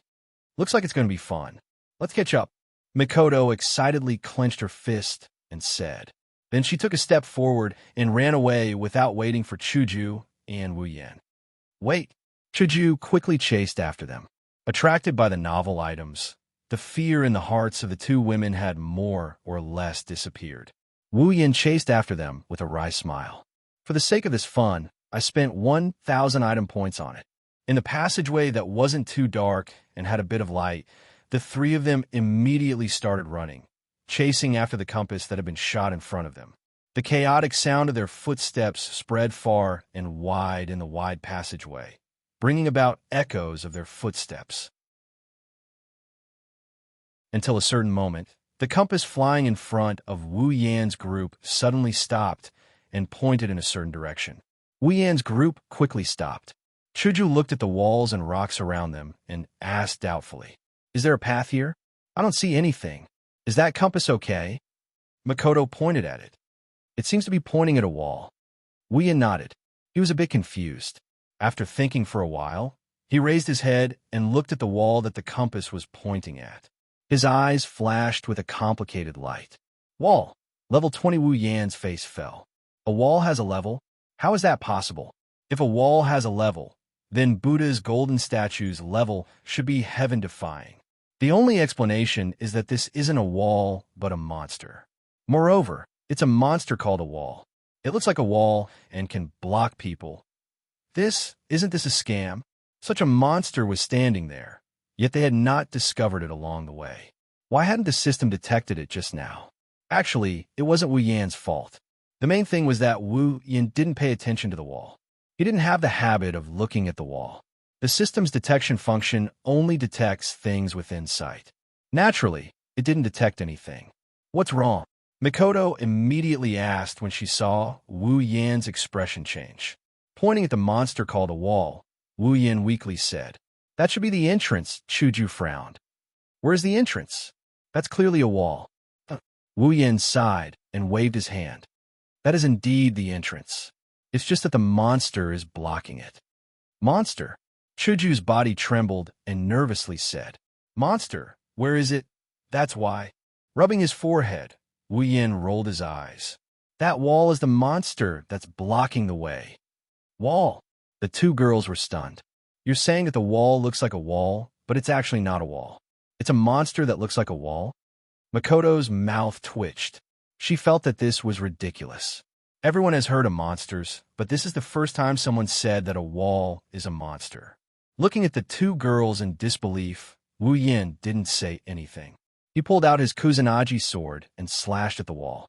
Logically speaking, if it was a normal wall, then with Wu Yan's strength, this slash should have shattered the wall into pieces.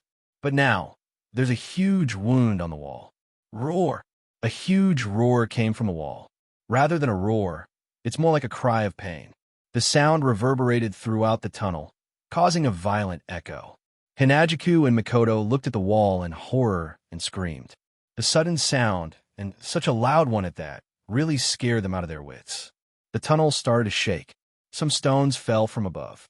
Wu Yan quickly retreated to Makoto, and Chuju sighed and looked at the wall. The shaking slowly weakened until it stopped. The strange situation made Makoto and Chuju nervous. They didn't say anything and just pulled on Wu Yan's clothes. Wu Yan was speechless. Although she's strong, and Makoto is stronger than him, she's still young. Afraid of monsters, suddenly, the wall that Wu Yan slashed started to wriggle like a piece of pudding. Under the gaze of Wu Yan and the others, the wall broke away and slowly floated in front of Wu Yan and the others. The wriggling speed became more violent. Two huge rocks seemed to have been shaken off from the wall and fell to the ground, creating two more holes in the wall. A crack split open under the two holes, and a strange cry came out from the crack. It was clearly an eye and a mouth. Finally a bit like a monster, Wu Yin said with a bit of relief. Compared to Wu Yan's relief, Mikoto and Chuju hugged each other tightly. They looked at the wall that turned into a human face with tears in their eyes. Roar! The wall roared, turned in the air, and slammed towards Wu Yin and the others. Get out of the way! Wu Yin yelled, and he quickly dodged to the side. Mikoto and Hinajiku reacted quickly and dodged in a fluster. The wall brushed past Wu Yin and the others. It didn't slow down and slammed into the wall behind them. It shook its body twice, turned around, and continued to slam towards the three. Dodging the wall again, Wu Yin raised his longsword. Mikoto's body started to flash with electricity. It was normal for a girl to be afraid of a demon. But Mikoto was a level 68 ranker, and she was usually very tomboyish. So, after the initial fear, she was able to quickly adjust herself when she saw a real demon. The unknown is the scariest. Mikoto showed this very well. Hinajiku, on the other hand, still had a frightened look on her face. After all, she was most afraid of ghosts, and demons were also included in this category. Wu Yan's eyes were fixed on the wall, but Wu Yan kept an eye on Chuju so that he could support her at any time.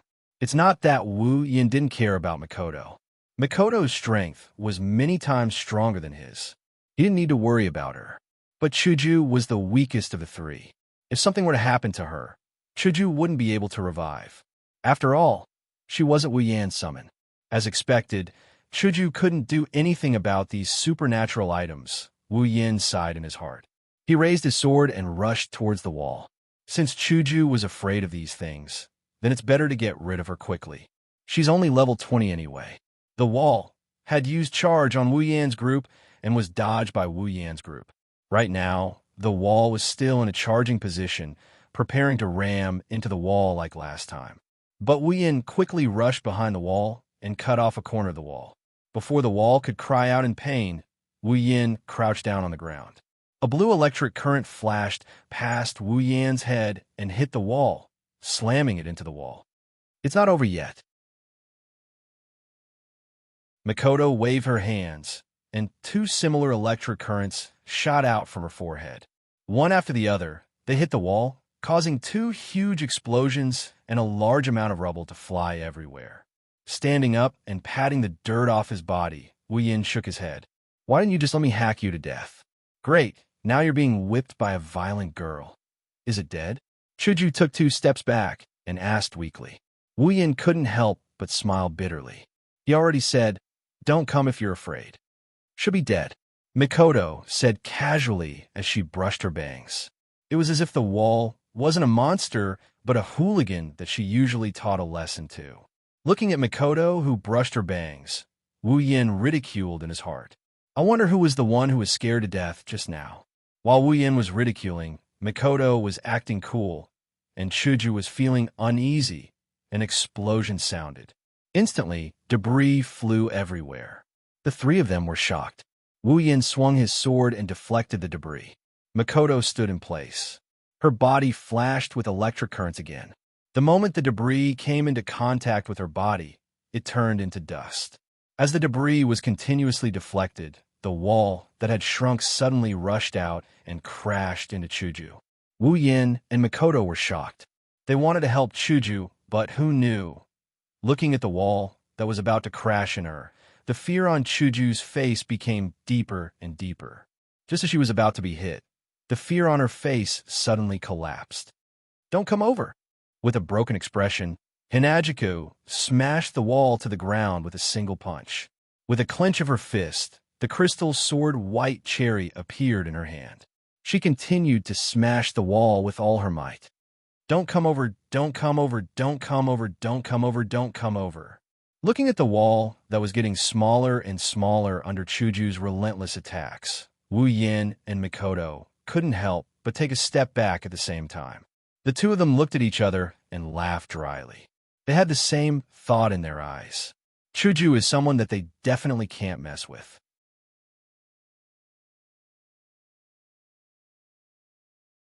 Chapter 35.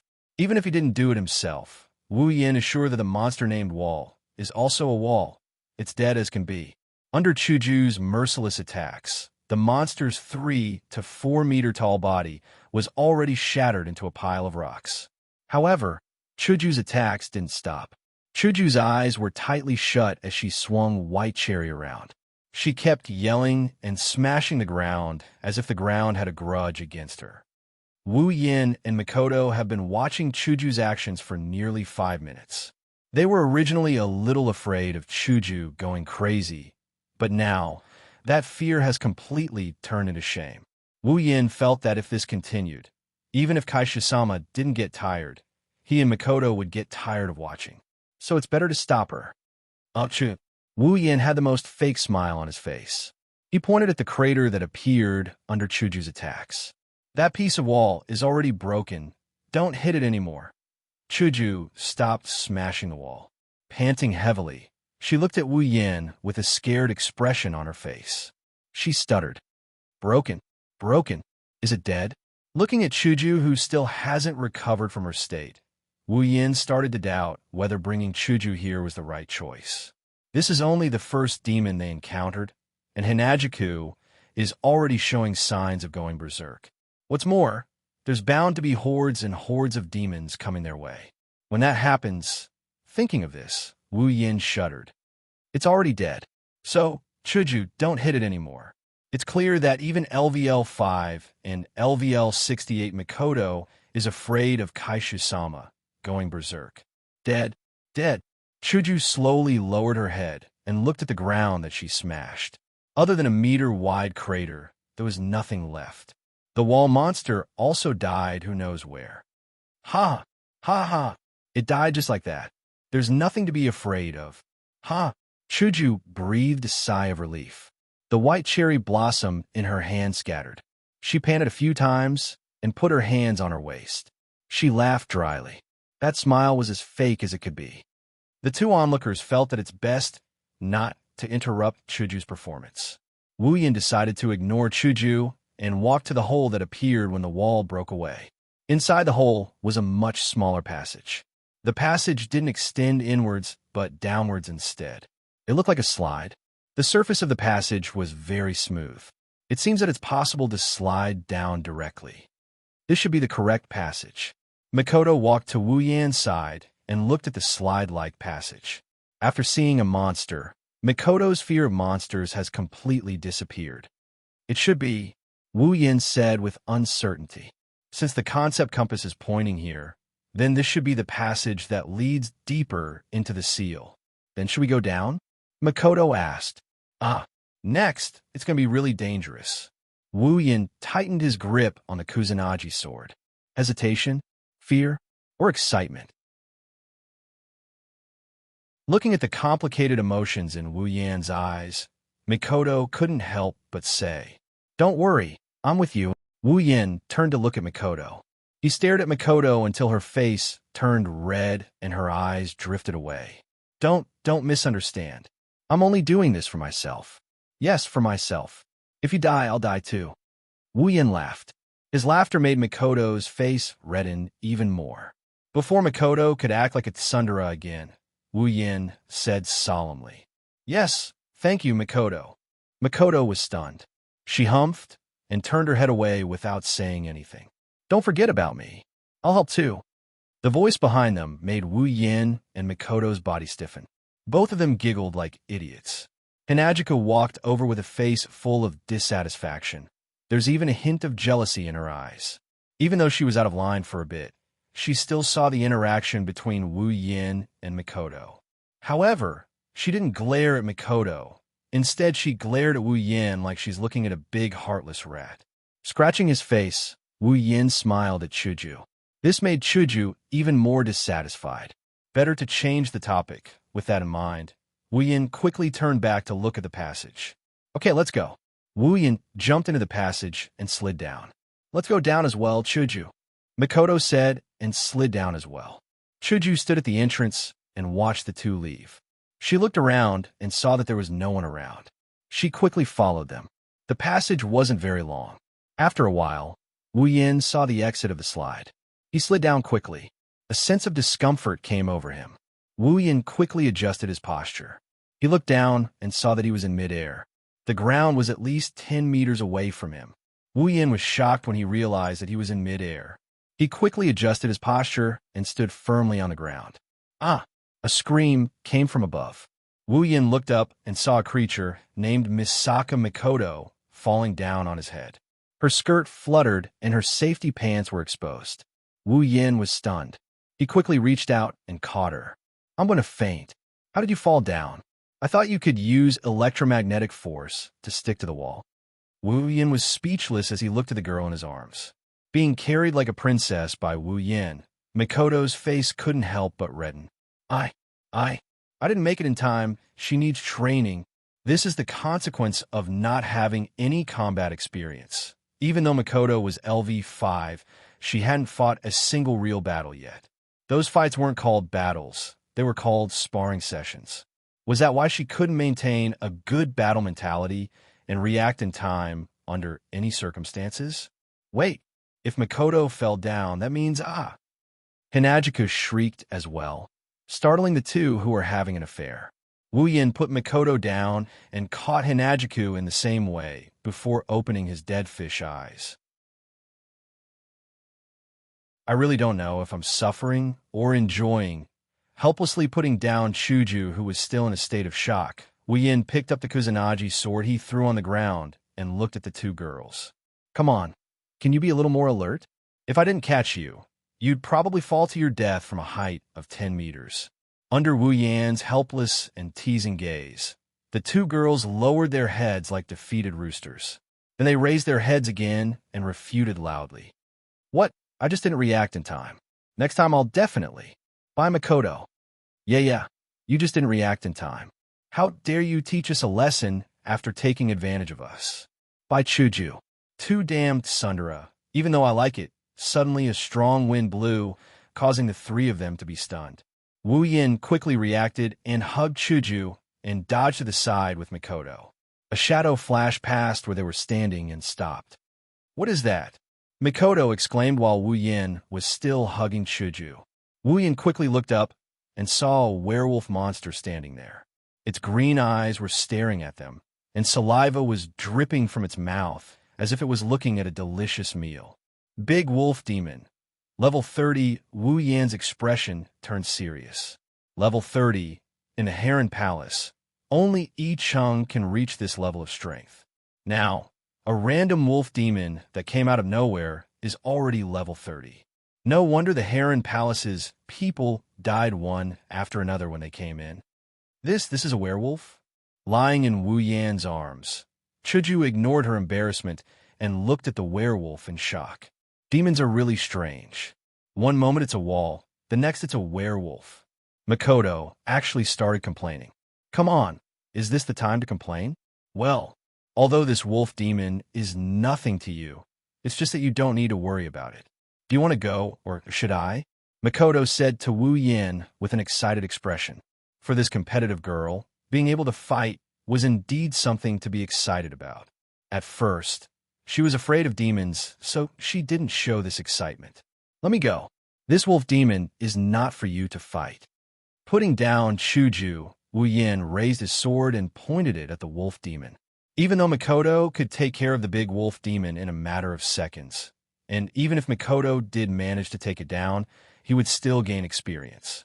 But if he had a hand over a monster that he can handle himself to someone else, he doesn't think he's going to become a real strong person. Woo! At the same time that Wu Yin rushed towards the wolf demon also howled and rushed towards Wu Yin on all fours. Under Wu Yin's narrowed eyes, the wolf demon clawed down. In a hurry, Wu Yin raised his sword and blocked the wolf demon's claw attack. A huge force passed through the sword and sent Wu Yin flying. Wu Yin's body swayed and pressed his hand on the ground. Then with a push, he appeared in front of the wolf demon and stabbed his sword towards the wolf demon's eyeball. Ding! A hard feeling came. Wu Yan's sword stabbed the wolf demon's claw. Then, the wolf demon grabbed the sword in its hand.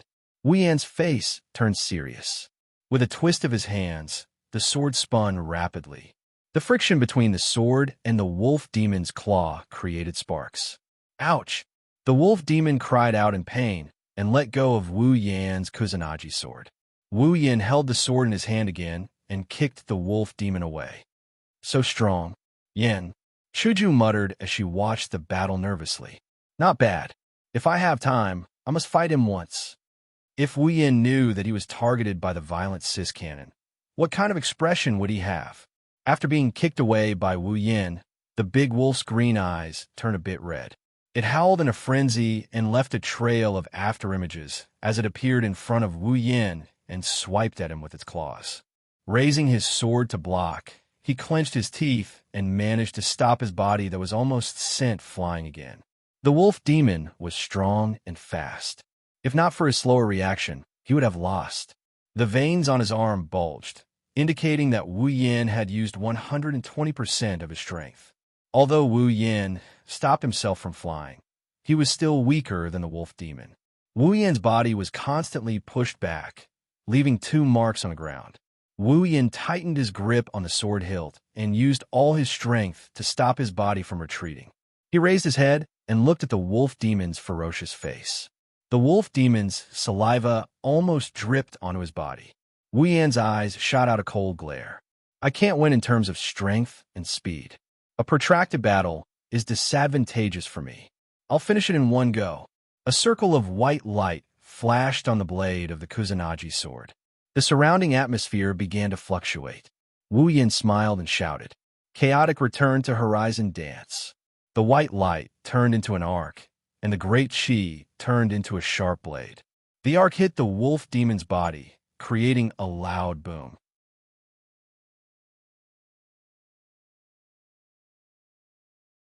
Chapter 36. Woo! The arc-shaped chaotic return to Horizon Dance hit the big wolf demon's body. The big wolf demon let out a howl of pain. Blood splattered everywhere. The arc-shaped sword pierced through the big wolf demon's body and took away one of its wolf claws. Seeing such a bloody scene, the 2 girls let out a scream at the same time. Before Chuju met Wu Yan, she was just an ordinary student. Although it's not like she hasn't seen blood from killing chickens, fish, or sports injuries, but seeing such a bloody scene, Chuju couldn't help but feel a little scared. As for Makoto, although she was second only to the strongest in the magic forbidden world, she was like a flower in a greenhouse. She lived in the bright side of Academy City and studied at Tokuwadai where the milady studied. She really hasn't killed a chicken before. How could she stand such a bloody scene? Hearing Makoto and Chuju's screams, Wu Yan's face was expressionless. He once again swung his sword at the big wolf demon that lost an arm and howled in pain. Although he knew that the 2 girls behind him were definitely not calm, but to care for them, he had to wait until the battle was over. Otherwise, if he was careless and got hit, then it would be other people's turn to care for him. The sword cut a huge wound on the big wolf demon's body. Blood splashed out again, and the big wolf demon howled in pain again. A pair of wolf eyes stared at Wu Yan. Blood vessels began to fill the wolf demon's eyes. The big wolf demon angrily roared, opened its mouth, and bit towards Wu Yan's head. The distance between Wu Yan and the big wolf demon was less than 2 meters. Therefore, the big wolf demon's mouth quickly reached Wu Yan's face. In this moment of crisis, Wu Yan quickly lowered his head and avoided the big wolf demon's sharp teeth. Although the big wolf demon's attack was very sudden, Wu Yan had more than one encounter with wolves when he was in the behemoth forest. Their special characteristic is that the bigger the injury, the crazier they get. Even if he didn't know what kind of attack the wolf demon would use, Wu Yan was already prepared, so he should be able to deal with it. Lowering his head to avoid the big wolf demon's mouth, Wu Yan crouched under the big wolf demon's body, twisted his body, and turned in the air. Aiming at the big wolf demon's neck, Wu Yan raised his sword up. The long sword pierced the big wolf demon's skin, the big wolf demon's neck, and the sword blade came out from the back of the big wolf demon's neck. Time at this moment stopped. I won. Hinagika shouted in surprise, as if she had won. She was no longer afraid of monsters or blood. Just like that, she cheered on the spot and laughed happily. Not bad at all. Makoto clicked her tongue. Wu Yan and the big wolf demon's fight didn't intimidate someone of her level, but it's still something else. After all, the Mikoto of the past only fought with electric shock, electric shock, electric shock, electric shock. If not, she would just use her railgun to finish off her opponent. However, Wu Yan's fighting style may not be on her level, but he is fighting in a different style. When it comes to technique, Mikoto would resort to trickery and use a bit of iron sand to attack. Thus, this battle made Mikoto realize that fighting can be done this way. Mikoto's level may be high, but she might not even be able to defeat Fei Fei, who is 8 levels lower than her. Fei Fei came from the cruel world of Silveria, while Mikoto's strength was developed step by step through the use of technology. Fei Fei's combat experience was much higher than Mikoto's by a notch. Fei Fei's combat experience was much higher than Mikoto's. From this, it could be seen that Mikoto was still very malleable. She still had a lot of room for growth. Once she experienced a real battle, maybe her level wouldn't increase by a lot, but her strength would definitely undergo an earth-shattering change. Wu Yan kicked the big wolf demon's body and pulled out his sword. Because the wolf demon was under him, when it died, it fell on top of Wu Yan. Wu Yan can only brace himself to prevent the blood from staining his clothes. After pulling out the sword, Wu Yan handed over the big wolf demon's body to the system. Because there are no magic crystals, there are no ability points, only some item points. But it's better than nothing. Seeing the wolf demon's body disappear, Mikoto and Chuju's eyes flashed with a trace of surprise, but they quickly recovered.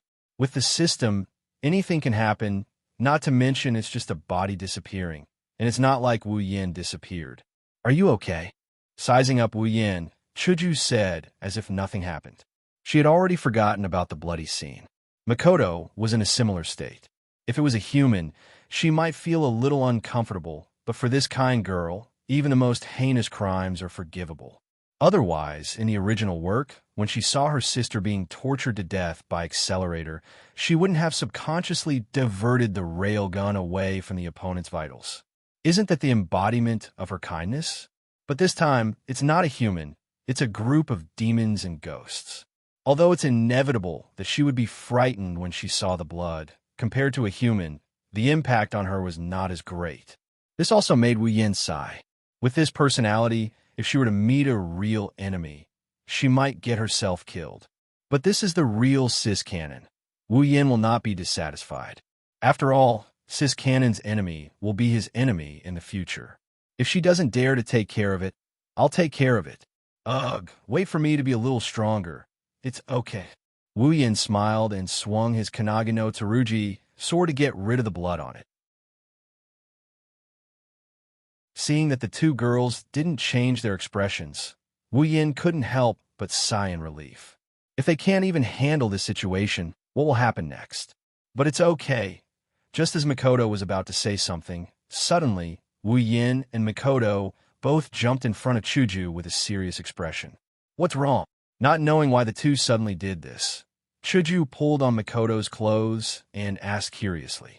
Wu Yan and Mikoto looked at each other and smiled bitterly. We're in big trouble. Suddenly, one after another, gigantic shadows appeared and streaked across the sky above the trio's heads. From afar, they could see a bunch of invisible figures moving towards them, leaving a trail of dust in their wake. Judging by their numbers, it seems like they're not small in number. What's going on? Looking at the crisscrossing shadows above, Chuju's eyes were a little dazed. These shadows are exactly the same as the ones left behind by the big wolf demon. Holding his Kanage no Tsurugi sword, Wu Yan tensed up and forced a smile. It seems like we've entered a demon's lair. Mikoto rolled her eyes at Wu Yan and refuted. You're wrong. We came here to enter the demon's lair from the beginning. That's true. Wu Yan paused and then smiled bitterly. The shadows passed by, bringing along a gust of wind. The dust got closer and closer, causing the ground to shake. The three of them had different expressions on their faces as they looked at this scene. Finally, it's close, the dust settled, the shadows disappeared, and the enemy appeared, roaring. On Chuju's face, there was a smile. There was no fear or despair. In her eyes, Wu Yan's figure was reflected. Mikoto's body emitted a huge electric current. The current was stronger than any time before. Beep, beep, beep sounds rang out continuously. Her bangs fluttered under the influence of the electric current. Her brown eyes stared straight ahead without fear. Fiercely waving the Kanagi no Tsurugi, sword in his hand, the blade shone brightly and drew an arc in the air. Wu Yin held the sword with one hand. All of his expressions disappeared at this moment. His heart was as calm as an ancient well. The more dangerous the situation, the calmer he had to be. For victory, for survival, and for the girls behind him and beside him. In front of them, there were demons of different sizes, different appearances, different strengths, and different voices. Every pair of eyes had a bloodthirsty glint. Their mouths were constantly opening and closing. The roars reverberated in the air without any pattern. That number, there are hundreds? Thousands of them, or tens of thousands. Wu Yin, Mikoto, and Chuju didn't know, because the figures behind them were completely blocked by the figures in front. That terrifying formation is enough to scare any coward out of their wits. Chuju, Mikoto, are you scared? Wu Yin suddenly said to Chuju behind him and Mikoto beside him. The two girls were stunned for a moment. Then they laughed at the same time. Cherry blossoms appeared out of thin air around Chuju and gathered in Chuju's hand, slowly forming into a crystal katana. Chuju held the white cherry blossoms and smiled, a beautiful smile. It's really strange. I should be very scared, but why don't I feel scared at all now? The sand rolled. Small black particles flew out from the rock layer and gathered in the air around Mikoto, forming a wave of iron sand. Mikoto stood in the middle and smiled. Her smile was full of heroic spirit. Who do you think I am? I'm number 3, Super Railgun. Listening to the two girls, Wu Yin shook his head. His face was full of helplessness, but in his heart there was a surge of warmth. Wu Yin took a step back. Under the doubtful eyes of Mikoto and Chuju, he pointed in the air a few times. Then 2 bottles of medicine and a few beans appeared in Wu Yan's hand. He shoved the 2 bottles into the hands of the 2 girls. Chuju, Mikoto, 1 bottle for each of you, and drink it. Holding the bottle in their hands, Hinajiku and Mikoto couldn't help but stare blankly at the golden liquid in their hands. What's this thing? This thing is called Resplendent Breath. It's a life-saving item. Just 1 bottle, and your body will be in invulnerable state for 3 hours. So hurry up and drink it. Invulnerable for 3 hours. The 2 girls looked at the bottle in shock. Isn't this invulnerable in disguise? Daisy, on the other hand, noticed another problem. Well, drink it. What about you, Yen? Why aren't you drinking it? Chuju's eyes kept darting around Wu Yan's body, but she couldn't find a 3rd bottle of medicine on Wu Yan's body. At this moment, Chuju was anxious. Wu Yan couldn't help but smile bitterly. Resplendent Breath costs 100,000 item points per bottle. All my item points are only slightly more than 260,000. I don't even have enough item points to exchange for a 3rd bottle of Resplendent Breath. How can that be? Then what are you going to do? Hearing Wu Yan's words, Chuju was even more anxious. Before Chuju could object, Wu Yan stopped her. All right. Hurry up and drink it. They're about to attack. Seeing that the demon army was about to attack, Wu Yin quickly shouted. At the same time, he quickly came in front of the 2 girls and raised a sword in his hand. Yin, you should be the one drinking this medicine. As long as you don't die, I can revive even if I die. Mikoto was starting to panic. Now that only Wu Yin wasn't safe, how could she be at ease? Wu Yin smiled. He didn't turn his head, but his firm voice rang clearly in the 2 girls' ears. Mikoto, although it's more appropriate for me to drink it, Mikoto, you have to know that other than being your summoner, I'm also a man. As a man, how can I not protect a woman from the wind and rain?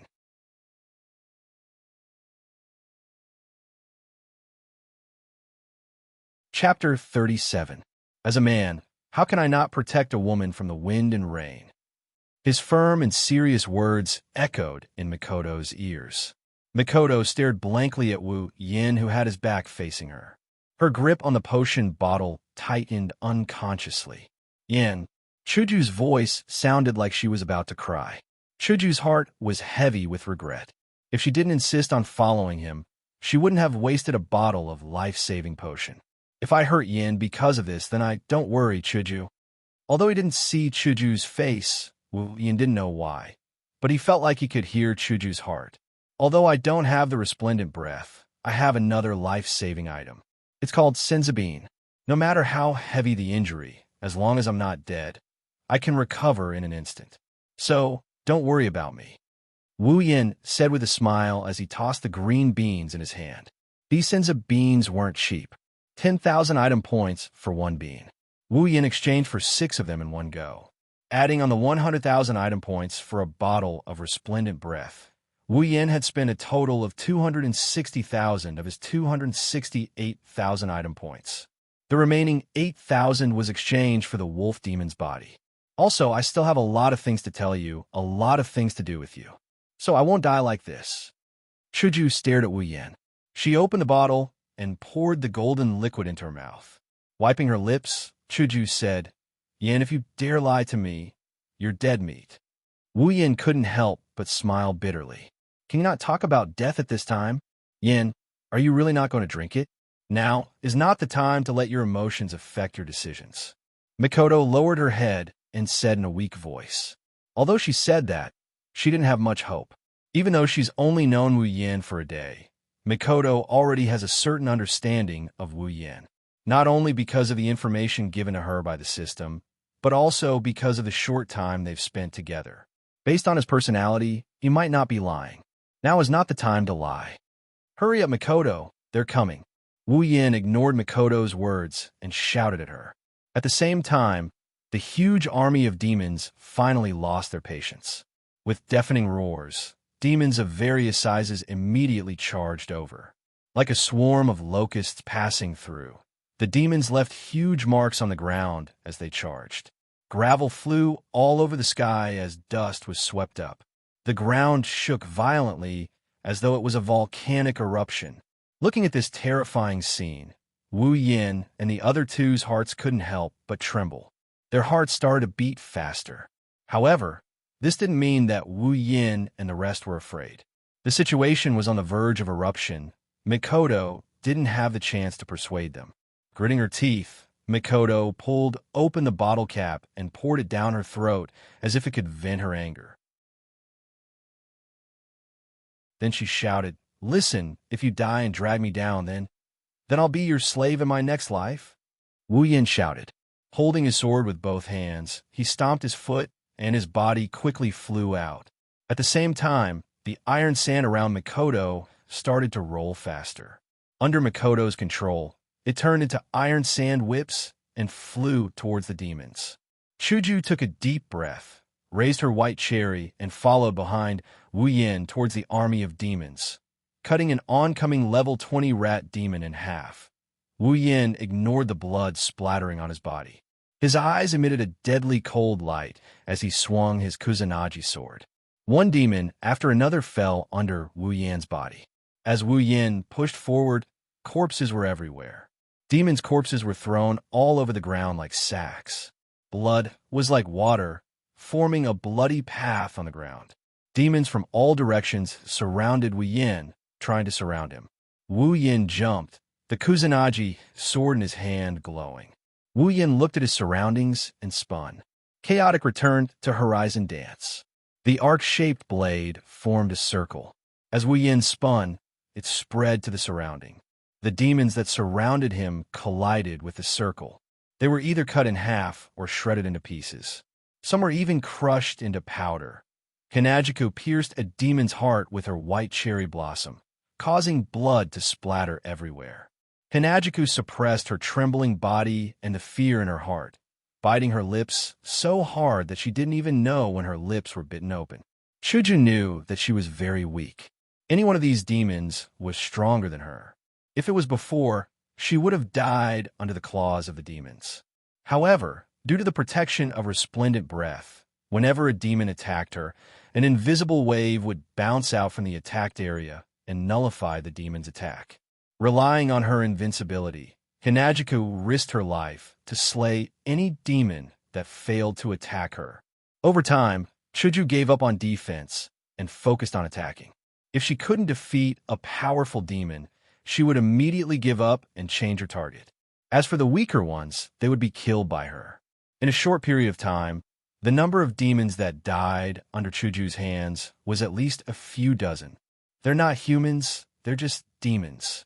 They're not humans, they're just demons. Makoto kept repeating this sentence. She controlled the iron sand whip to kill the demons that attacked her. Every time blood splashed, Makoto's face would turn a shade paler. At this point, Makoto's face was as white as paper. The iron sand whip danced in the air. Every time it danced, a demon would fall. Makoto didn't charge forward like Wu Yin and Chuju. She just stood there and used her abilities. But not only did she kill the most demons, she was also the strongest. Makoto knew that Wu Yin was only level 30. In this group of demons, at least half of them were level 30 and above. Without the protection of resplendent breath, Wu Yin might not even have the time to eat sins of beans if he ran into a few more level 30 demons. Not to mention, Chuju was only level 18. Even though she drank resplendent breath, that didn't stop Makoto from wanting to help them. And so, Makoto controlled her iron sand whip and circled all the level 30 and above demons. Even though she couldn't use the system to exchange items like Wu Yin, she could use the system's detection function. She could clearly see who was level 30 and who wasn't. Putting aside whether or not she missed anything, 90% of the demons were taken by Makoto. It was because of Makoto that Wu Yin could charge forward and kill the demons so easily. Two kind-hearted girls, for themselves and their companions, were suppressing their fear of blood and slaughter. They were swinging their blades and killing the demons. After using Chaotic Return to Horizon Waltz again and sending a bunch of demons to the afterlife, Wu Yin freed up his hands and swallowed a Senza bean with great difficulty to restore his body to full health. The battle had been going on for quite some time. Makoto and Chuju had resplendent breath protecting them, so Wu Yin didn't have to worry about them. That was why Wu Yin put all his focus on killing the demons. His clothes were already dyed in all sorts of colors. There were red, black, green, blue, and everything else. This was the blood of the demons he killed. Every single one of them. Of course, part of it was his own blood. Wu Yin, who had been using the system's detection function since the beginning, naturally knew that Makoto had taken care of most of the level 30 demons. That was why he was able to fight until now. He couldn't help but consume a Senza bean due to his exhaustion and injuries. Makoto may have blocked most of the level 30 Yaoma, but the ones Wu Yin is facing are at least level 20. Facing so many level 20 Yaoma, even Makoto has to rely on resplendent breath to protect herself. After all, a quantitative change can lead to a qualitative change. Once the numbers reach a certain point, even a level 86 would have a hard time dealing with them, let alone a level 68. Even though the demons weren't strong enough to threaten a level 86, they could still threaten a level 68. If Makoto wanted to run, she could definitely do so. However, it was impossible for her to leave Wu Yin and Chuju behind. Wu Yin remembered everything that Makoto had done and continued to wield his Kusanagi sword to kill the demons. Gradually, as time passed, the number of demons dwindled. Wu Yin's Senza beans dwindled as well. Until now, there was only one left. The pain in his body and the exhaustion in his mind kept telling Wu Yin to fall. Wu Yin used all his strength to kill the incoming demons. However, he couldn't care less about the demons that were attacking him from behind. His back, chest, thighs, arms, face, there wasn't a single spot on Wu Yan's body that wasn't injured. However, there was only one Senza bean left. Therefore, Wu Yan really didn't want to use it until the very last moment. Because if he used it, it would mean that he was at the end of his rope. Against such a large number of enemies, if he didn't exchange for the super strong equipment, then the effect would be similar to the Kusanagi sword. However, he didn't have enough equipment points to exchange for the super strong equipment. As for the ability, what should he exchange for? A group attack? He already had the chaotic return to Horizon Dance. There was no need to exchange for a single target. That was even more unnecessary. As for the ability to turn the situation around, he had the same problem. He didn't have enough points. As for the character summon, he could summon it with 11,000 points. However, how strong could the character summon be? Even Mikoto had to rely on the resplendent breath. Otherwise, she would have a few scars on her body, let alone the others.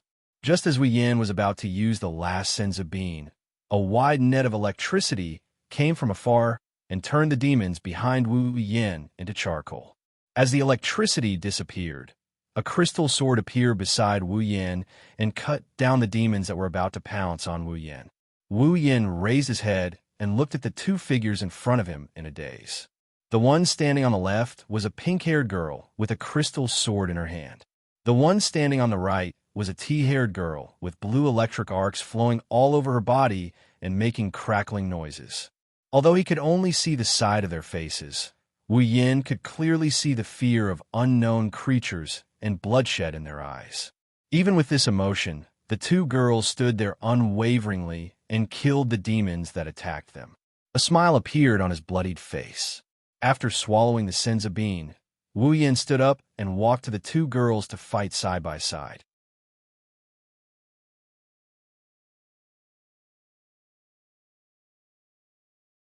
Chapter 38. 3 hours. That's the duration of resplendent breath. At this time, almost an hour had already passed. The two valiant-looking girls have lost their protection for almost an hour now. Their clothes are riddled with holes, and their faces are stained with blood. It's unavoidable that there are some wounds on their bodies. Even Mikoto has some minor injuries under the continuous barrage of attacks. Fortunately, the stronger demons were the focus of the trio at the beginning. What's even more fortunate was that there weren't any demons above level 40. At most, there were 10 level 40 demons, and these 10 level 40 demons were killed by Mikoto at the beginning of the battle. So when the effect of resplendent breath ends, there aren't many level 30 demons left in the huge demon army. If it wasn't for Mikoto having to protect Chuju, these little demons wouldn't have been able to do any damage to her. Wu Yin, on the other hand, is very thankful. After using up all the senzu beans, Wu Yin has completely lost his protection. If it wasn't for Mikoto killing most of the demons and giving him a lot of EXP, which allowed him to level up and recover to full health, Wu Yin might have really lost his life here. A completely unfair battle, after 4 hours of uninterrupted fighting, came to an end just like that. When the last demon was electrocuted by Mikoto's taser gun, Wu Yin, Mikoto, and Chuju were still panting while maintaining their attacking posture. They stood there motionless as they stared blankly at the ground full of demon corpses. After who knows how long, they finally recovered from their daze. Mikoto and Chuju looked around at their surroundings. Looking at the ground full of broken limbs and blood, they squatted on the ground and vomited nonstop. Wu Yan's face is abnormally pale. Even if it's him, when he saw the hellish scene, he couldn't help but feel uncomfortable. It's like there's a bunch of worms crawling around inside his heart. Suppressing the urge to vomit, he quickly patted the two girls on the back in an attempt to make them feel better. Yan, Chuju's eyes were filled with tears. Her face was as pale as Wu Yan's. For some reason, Chuju felt cold all over and wanted to seek some warmth. After feeling Wu Yan's presence, Chuju immediately squeezed into Wu Yan's embrace and hugged Wu Yan tightly. She didn't even dare to raise her head. It's okay, it's all in the past. Feeling Chuju's body trembling, Wu Yan hugged her and patted her back to comfort her. Suddenly, Wu Yan felt his clothes tighten. When he turned to look, Mikoto was also trembling. Her face was pale as she looked at him. She looked like a little girl who was afraid of her mother leaving the house. Her expression was indescribably desolate. After being stunned for a moment, Wu Yan immediately reached out and pulled her into his embrace. He hugged her tightly to comfort the two girls and himself. Before this, these two girls were just ordinary students. Even Wu Yan, who lived in the behemoth forest, couldn't help but tremble when he saw this scene, let alone these two girls. Not to mention, they were the ones who caused this scene. When they were fighting, they didn't have the time to think about it. Now that the battle is over, the two kind-hearted girls almost collapsed when they thought about how their hands were stained with blood. On the spacious field, In the middle of countless corpses, a boy and two girls are hugging each other. It's a very sad scene. After half a day, Wu Yin felt the two girls in his embrace calm down. He looked down and saw two sleeping faces covered in blood. At this moment, Wu Yin was confused. Is this my fault? If it wasn't for me, this wouldn't have happened. I casually barged into their lives, changed their lives, stained their hands with blood. This is all my fault. Meeting them, summoning them, is this the right thing to do? Shaking his head, Wu Yin buried this question deep in his heart. He placed the two girls on the ground and looked at the monster corpses. If it weren't for resplendent breath and Senzabine, the three of them would have suffered casualties. Just Hinajiku alone, Wu Yin doesn't have the confidence to protect her from such a large army. Maybe even Mikoto can only protect herself. From this, it can be seen how important item points are. For this battle, Wu Yin used up almost all of his item points. If something else were to happen, he would be in big trouble. Fortunately, the corpses of monsters could also be turned into organic materials and handed over to the system in exchange for item points. Even a level 30 big wolf monster could be exchanged for 8,000 item points. How many item points could this floor of corpses be exchanged for? There were hundreds of level 30 little monsters and 10 level 40 little monsters. The rest were all level 20 little monsters. Even if there were not thousands of them, there were definitely more than level 30 little monsters. Thinking about the large amount of item points he'll get, Wu Yin's pale face turned red. What a practical guy. Wu Yin waved his hand and the hundreds of meters of corpses disappeared. Wu Yin turned them over to the system. Ding! Obtained 832,200 item points. 8 million item points. Awesome. Looking at the large amount of item points, Wu Yan's face finally showed a smile. If it wasn't for the fact that he just went through a slaughter and his mood was a little heavy, Wu Yin would be jumping for joy. 832,200 item points plus the 8,000 item points he had on him made up for a total of 833,000 item points. The item points he squandered were all recovered in an instant. In fact, they were multiplied by more than 10 times. From this huge amount of item points, one could see the scale of the monster army just now. One had to know that a level 30 big wolf demon only cost 8,000 item points. If it wasn't for the fact that Wu Yin didn't have to turn them over one by one, Wu Yin's hands would probably go soft from exchanging item points. The scene became spacious again, and all the corpses disappeared. It was as if nothing had happened. If it wasn't for the blood on the ground telling others that there was a cruel battle here, Wu Yin carried the two girls to the wall and let them lean against it. Then he kissed Chuju's forehead. After hesitating, he kissed Mikoto's forehead before standing up. Looking at the clothes on his body in disgust, he tore off the red and green clothes on his body and threw them to the side. He didn't even leave the pants behind as he tossed them away. Wu Yin frowned. Although he threw away his clothes, there were still bloodstains on his body. Some of his wounds were still bleeding. During the battle, he didn't feel anything, but now, Wu Yin only felt pain, accompanied by the smell of blood. Opening the system list, he used 9,000 item points to exchange for 3,000 item points for 3 bottles of quick healing potion. Wu Yin immediately drank one of them. After waiting for a while, the wounds on his body slowly healed at a speed visible to the naked eye. Moreover, the healing speed was getting faster and faster. In the end, all the wounds disappeared. Seeing this, Wu Yin smiled. Then he fed the other 2 bottles of quick healing potion to Mikoto and Chuju. Thinking for a bit, Wu Yin walked to the side and exchanged for a gemstone that glowed with water. Portable hot spring, normally in the form of a gem. If thrown on the ground, it will quickly expand into a 5-meter hot spring. Can be recycled at any time. Has automatic water purification function. 20,000 item points. Satisfied with the gem in his hand, Wu Yin threw it on the ground. Like a stone falling into water, the gem melted into the ground, and a circle of ripples appeared on the ground. When the ripples expanded to 5 meters wide, the ripples turned into a circle, and inside the circle, the ground disappeared, turning into a hot spring that was emitting steam. Wu Yan's eyes flashed with a strange color. How magical. After doing all this, Wu Yan chuckled and looked at the two girls who were still sleeping. Suddenly, the smile on his face widened a bit. Wu Yan walked to the two girls with small steps. He nodded and said seriously, "Mikoto, should you look, you're covered in blood. You must feel uncomfortable like me. It's okay, leave it to me. I'll definitely wash you clean, okay?" After muttering to himself to Mikoto and Chuju, Wu Yan immediately said, "Why aren't you answering? Are you shy? It's okay, I understand.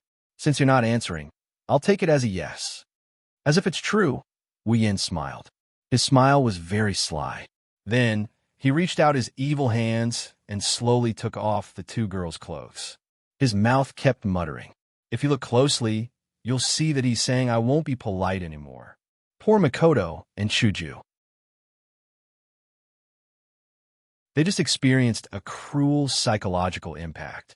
Before they could wake up, they were already stripped naked by a certain wolf. After taking off all their clothes, the pure white body that appeared in front of him almost blinded his wolf eyes. He stared at the bodies of the two girls, and after a few fierce glances, he stood up, picked up Hinajiku, and walked to the edge of the hot spring. With a splash, he walked in. His wolf claws kept touching Chuju's body. Wu Yan's face had a deep smile. His heart was very happy. When his hand reached Chuju's chest, Wu Yan sighed regretfully. Still needs to be developed. After groping around for a bit, he reluctantly put down the two meat buns and moved to another location to continue the siege. A certain part of his body is already so shamefully hard that it can't be helped. Looking at the delicate body in his arms, then looking at Chuju's tightly shut eyes, Wu Yan sighed again and carried her to the shore. Who told me to be a pure person? I never take advantage of people when they're in danger. This is the thought of a certain wolf who stripped and touched a sleeping girl. After changing into a set of clean clothes and putting it on Chuju, Wu Yan put Chuju back in her original position. Then, he carried the naked Mikoto and walked into the hot spring. Her body was not much different from Chuju's, but Wu Yan really enjoyed it. After cleaning off the blood on Mikoto's body, Wu Yan didn't stop. He continued with a new round of oil-collecting battle. After touching the girl's body from head to toe, Wu Yan started to regret. He realized that he shouldn't have taken advantage of these two girls. It's not that he found his conscience or anything, but as he washed, Wu Yan started to feel uncomfortable. But these two proud girls, he absolutely couldn't take advantage of them. Taking advantage of them is fine, but if he ate them in their sleep, would Wu Yan die a horrible death? Even a child could guess the answer. After changing into another set of clothes and helping Mikoto put it on, he dived into the water with a plop. Lying in the hot spring, Wu Yan couldn't help but cry. Why not cold water?